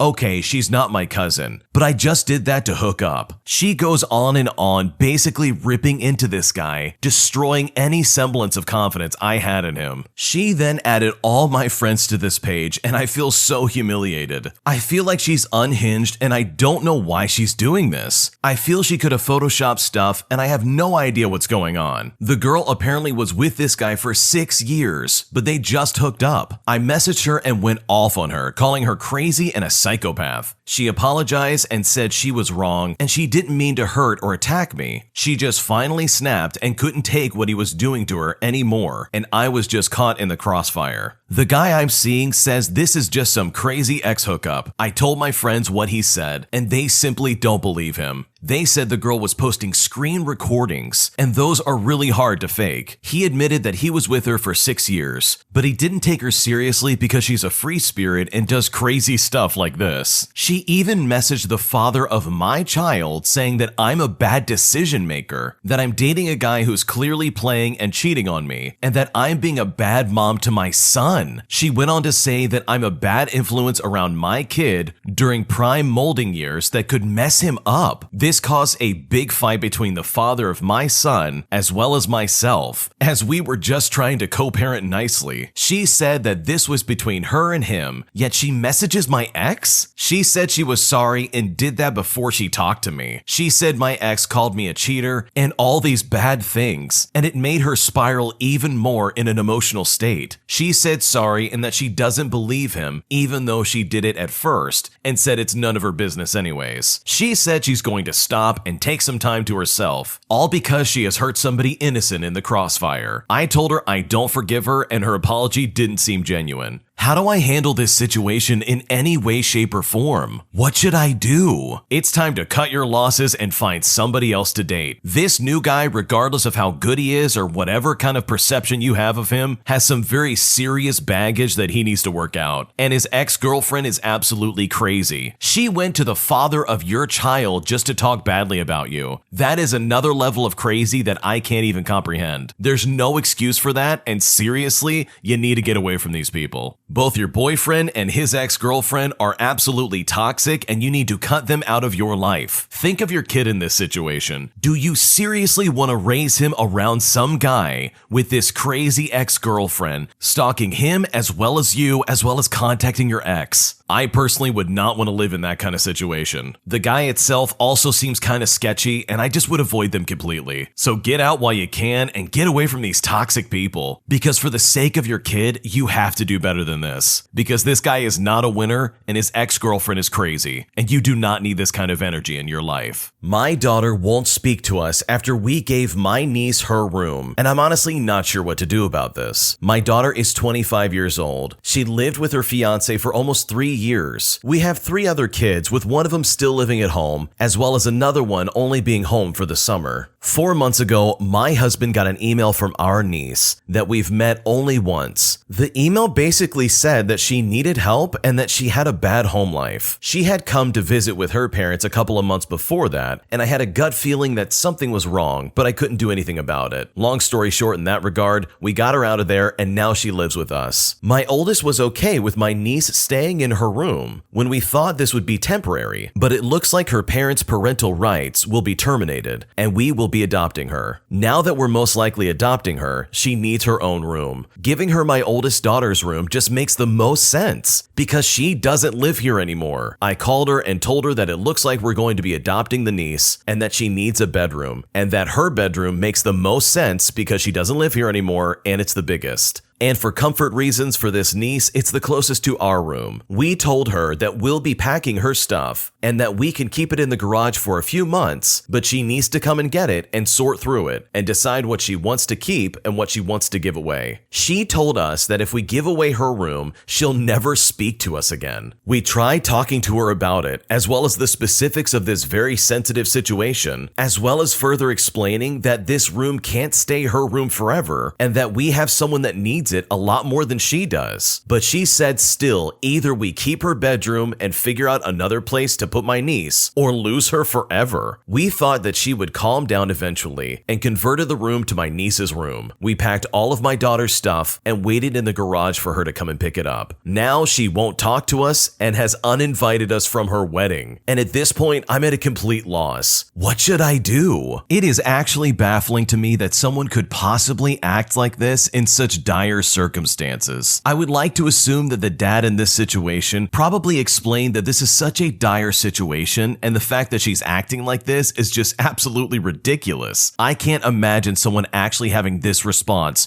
to losing a room that they don't live in anymore. Your daughter needs to grow up. She is way too old to be acting like this. She is also literally getting married. She is not going to be living in that room ever again. How can someone who's 25 still act like this? Plus, let's consider the situation. This daughter does not live at home. She hasn't for several years, for 3 years to be exact. And this niece who's going through a lot right now, who basically got taken away from her parents because her parents are hot garbage, now needs a room of her own so that she can function and try and have some kind of positive upbringing. How could you be that selfish where you can't see the situation? Like, can this daughter not read the room? Like, seriously? The fact that she is uninviting you to this wedding is absolutely appalling and just might be a window into how she's gonna act as an adult and married. It's just ridiculous. There's no reason to act like that. In my opinion, you are 100% in the right for packing up all of her crap and getting her out of there and saying, hey, we'll keep it for a few months in the garage, but you gotta get it. And it's really funny that your daughter has said, you know what, I'm gonna cut you off, when in reality, she's cutting herself off from the entire family. This is such irrational behavior that's gonna follow her for several years, unless she fixes it and turns it around. Honestly, this is not a you problem, this is most definitely a her problem. And she is gonna regret this much later in life if she doesn't get her act together. So good for you for giving this niece a place to live and vacating a very toxic daughter who's trying to claim this space that she hasn't lived in for 3 years as her own. If anything, it's time for her to grow up. And with her on the brink of getting married, honestly, that is not your problem. My parents are gaslighting me for not going to summer school, even though I passed all my classes, and I'm kind of at a loss. So basically, my parents have signed me up without my consent consent to voluntarily go to summer school, also I can brushen up for the next year. At first, my school told them no because I wasn't eligible, but my parents were persistent that they wanted me to brushen up on my work, so my school reluctantly agreed. I ended up not doing any of the online assignments for the summer school program because I honestly didn't feel like it, and I was just confused on why I couldn't just have a regular summer like everyone else. When my parents found out that I didn't do the online school program, they gave me a lecture about how I don't listen, saying that I'm a defiant child and that I do what I want. When I tried to express to them that I didn't think it was fair that I worked all year long and passed all my classes to prevent going to summer school, just like everybody else, but yet they were trying to make me go anyways. They said I was arguing back to them and said I was being rebellious. So the conversation just did not go anywhere. I just feel like they should be proud that I didn't fail any classes. I've just always felt like nothing was ever enough to them. I passed my classes, I don't have to attend summer school, but they still want me to go anyways. It's like I can't win. I feel like I earned the right to just relax during the summer, but clearly they have other plans for me. What should I do?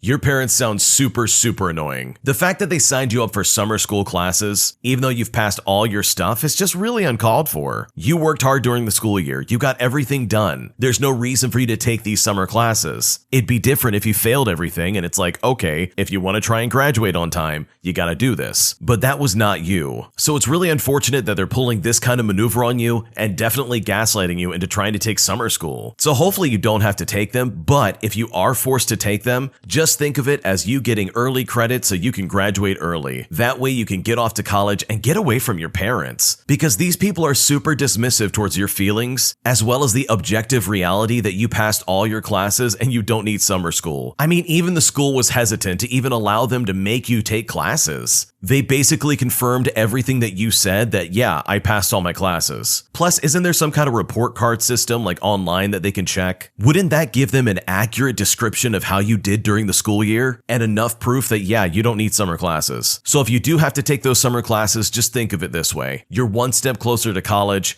and you're one step closer to getting away from these people. And if anything, that can hopefully make it all worth it. Should I stay friends with my friend's abusive ex? So I have a friend by the name of Sarah. That's not her real name. Sarah just dumped her boyfriend last week. I have been friends with Sarah for about 5 years, and she revealed in our friend group chat how emotionally abusive her boyfriend was to her throughout the years. He would gaslight her, try to give her an eating disorder, insult her, and pressure her into doing things that she was not comfortable with. I never knew this was happening, and from my interactions with him, he did not seem this way at all. Her boyfriend doesn't have many close friends and is a little bit of a loner. Today, this ex-boyfriend removed me as a friend, even though he isn't aware that I know exactly what he did. So I went ahead and added him back, and he said that he unfriended me to move on from Sarah since I'm her close friend and she introduced us. I continue to pretend that I didn't know about how abusive he was to Sarah. My intentions of adding this guy back to my friends lists was so I could talk to him about photography, but he thinks that I am there to support him through their breakup, and he tells me that he wants to get back together with Sarah. Should I continue to talk to this guy, even though I know his past, even though my only intentions with talking to him are so I can talk to him about photography? What should I do? I think it would make you a terrible person and a really bad friend to go behind your friend's back and reach out to this guy. Why on earth would you want to even be friends with someone who is this terrible of a person? You could talk about photography with literally anybody else in the world, but you decided to reach out to your friend's ex-boyfriend who was incredibly abusive. There is absolutely no good excuse that would justify this action. Like, why on earth did you even add him back to your friends list? He honestly did you a huge favor by removing you as a friend. Your friend Sarah opened up to you and told you some very intimate details about her life and about how abusive her ex-boyfriend was. So to add him back and to literally reach out to him in any way is a huge betrayal of your friend. Unless you're planning on getting with this guy behind your friend's back, there is literally no no good reason why you would reach out to him. And also, if that is the case, why would you ever want to get with this guy? He's a piece of garbage. He treated your friend terribly, and it's almost like you're completely ignoring that. So if I were you and I valued my friendship with this lady who told you a lot about what just happened, I would cut this guy off. Because adding him back just to talk about photography is a really bad look, and it shows to me that you really don't care about your friend's feelings. At the end of the day though, we are known by the company that we keep. And pretty soon, once your friend figures this out, you'll be known as the friend that went behind her back and reached out to her ex-boyfriend, even though she opened up to you, trusted you, and told you exactly what happened. And that is honestly one of the most toxic things that you could ever do. And you simply don't need that in your life. Today I messed up by accidentally getting locked in a soundproof room for hours with no way of getting help. It was an absolute nightmare. This happened today and I'm still trying to get over it. Last night and this morning it rained pretty heavily. Most houses around here have basements with sump pumps. Mine is no exception, but with a twist. There is a hidden room that you enter first, go down a few stairs through a tight pathway to where the pump is. I'm rarely in my house alone, as usually there is at least one or two staff members present. This morning was a rare exception, and since I didn't hear the pump running, I figured I'd at least check it out. And honestly, this is where the mess up begins. For one, I left my phone on the kitchen counter without realizing it. And for two, it's a historic home, so the mechanism that operates the hidden door is very old and quirky. So to get a visual, the hidden door is in a heavy oak paneled room with a ton of shelves. The switch is embedded in a bookshelf and needs some force to get the shelves to swing open like a door. Occasionally it sticks, and someone stronger than me has to get it to open. Well, it opened, but the weight and gravity clicked it shut behind me as I went through. The mechanism is the same on the inside, and it wasn't opening at all. Whatever, I think. I'll check the pump and try again. The pump seems to be going, so I make my way back. Still nothing. I press, try hitting the switch with my palm, nothing. It was at this point I realized my phone wasn't on me. Even if staff shows up, they aren't going to look for me, much less here, and I can't call for help. Panic sets in, and I'm fairly certain this is how it all ends. Locked in a room checking on equipment I know nothing about in the first place. Several hours go by, and I finally hear footsteps above me, and that is when I start screaming. 15 minutes later, my very confused housekeeper gets the door unstuck and is greeted by me rocketing out of there, covered in tears and a flimsy nightgown. I was too relieved to even be embarrassed. I'm so relieved to be out of there, and honestly, the first thing I'm gonna do is fix that door. That is such nightmare fuel, it's not even funny. Imagine being stuck in a room where you cannot get out, and you find yourself completely without options, trying not to panic. After the first hour alone of being in that situation, I would be freaking out. I would be trying everything and then some to try and get somebody's attention. I would probably even start pulling wires and somehow disrupting that sump pump so someone would come down here and check on it. That might have been a feasible solution to somebody coming down there a lot sooner, but even then there's no promises. I mean, this could have gone all night. They could have been stuck in there for so much longer. If I'm being honest, the original poster got super lucky, and hopefully next time that door gets fixed and nothing like this ever happens again. When you subscribe, make sure to hit the bell to turn on notifications. To finish listening to all the stories, check out the playlist at the top of the description. And if you like Am I the Jerk, make sure to subscribe to Am I the Genius. Everything will be linked down below in the description.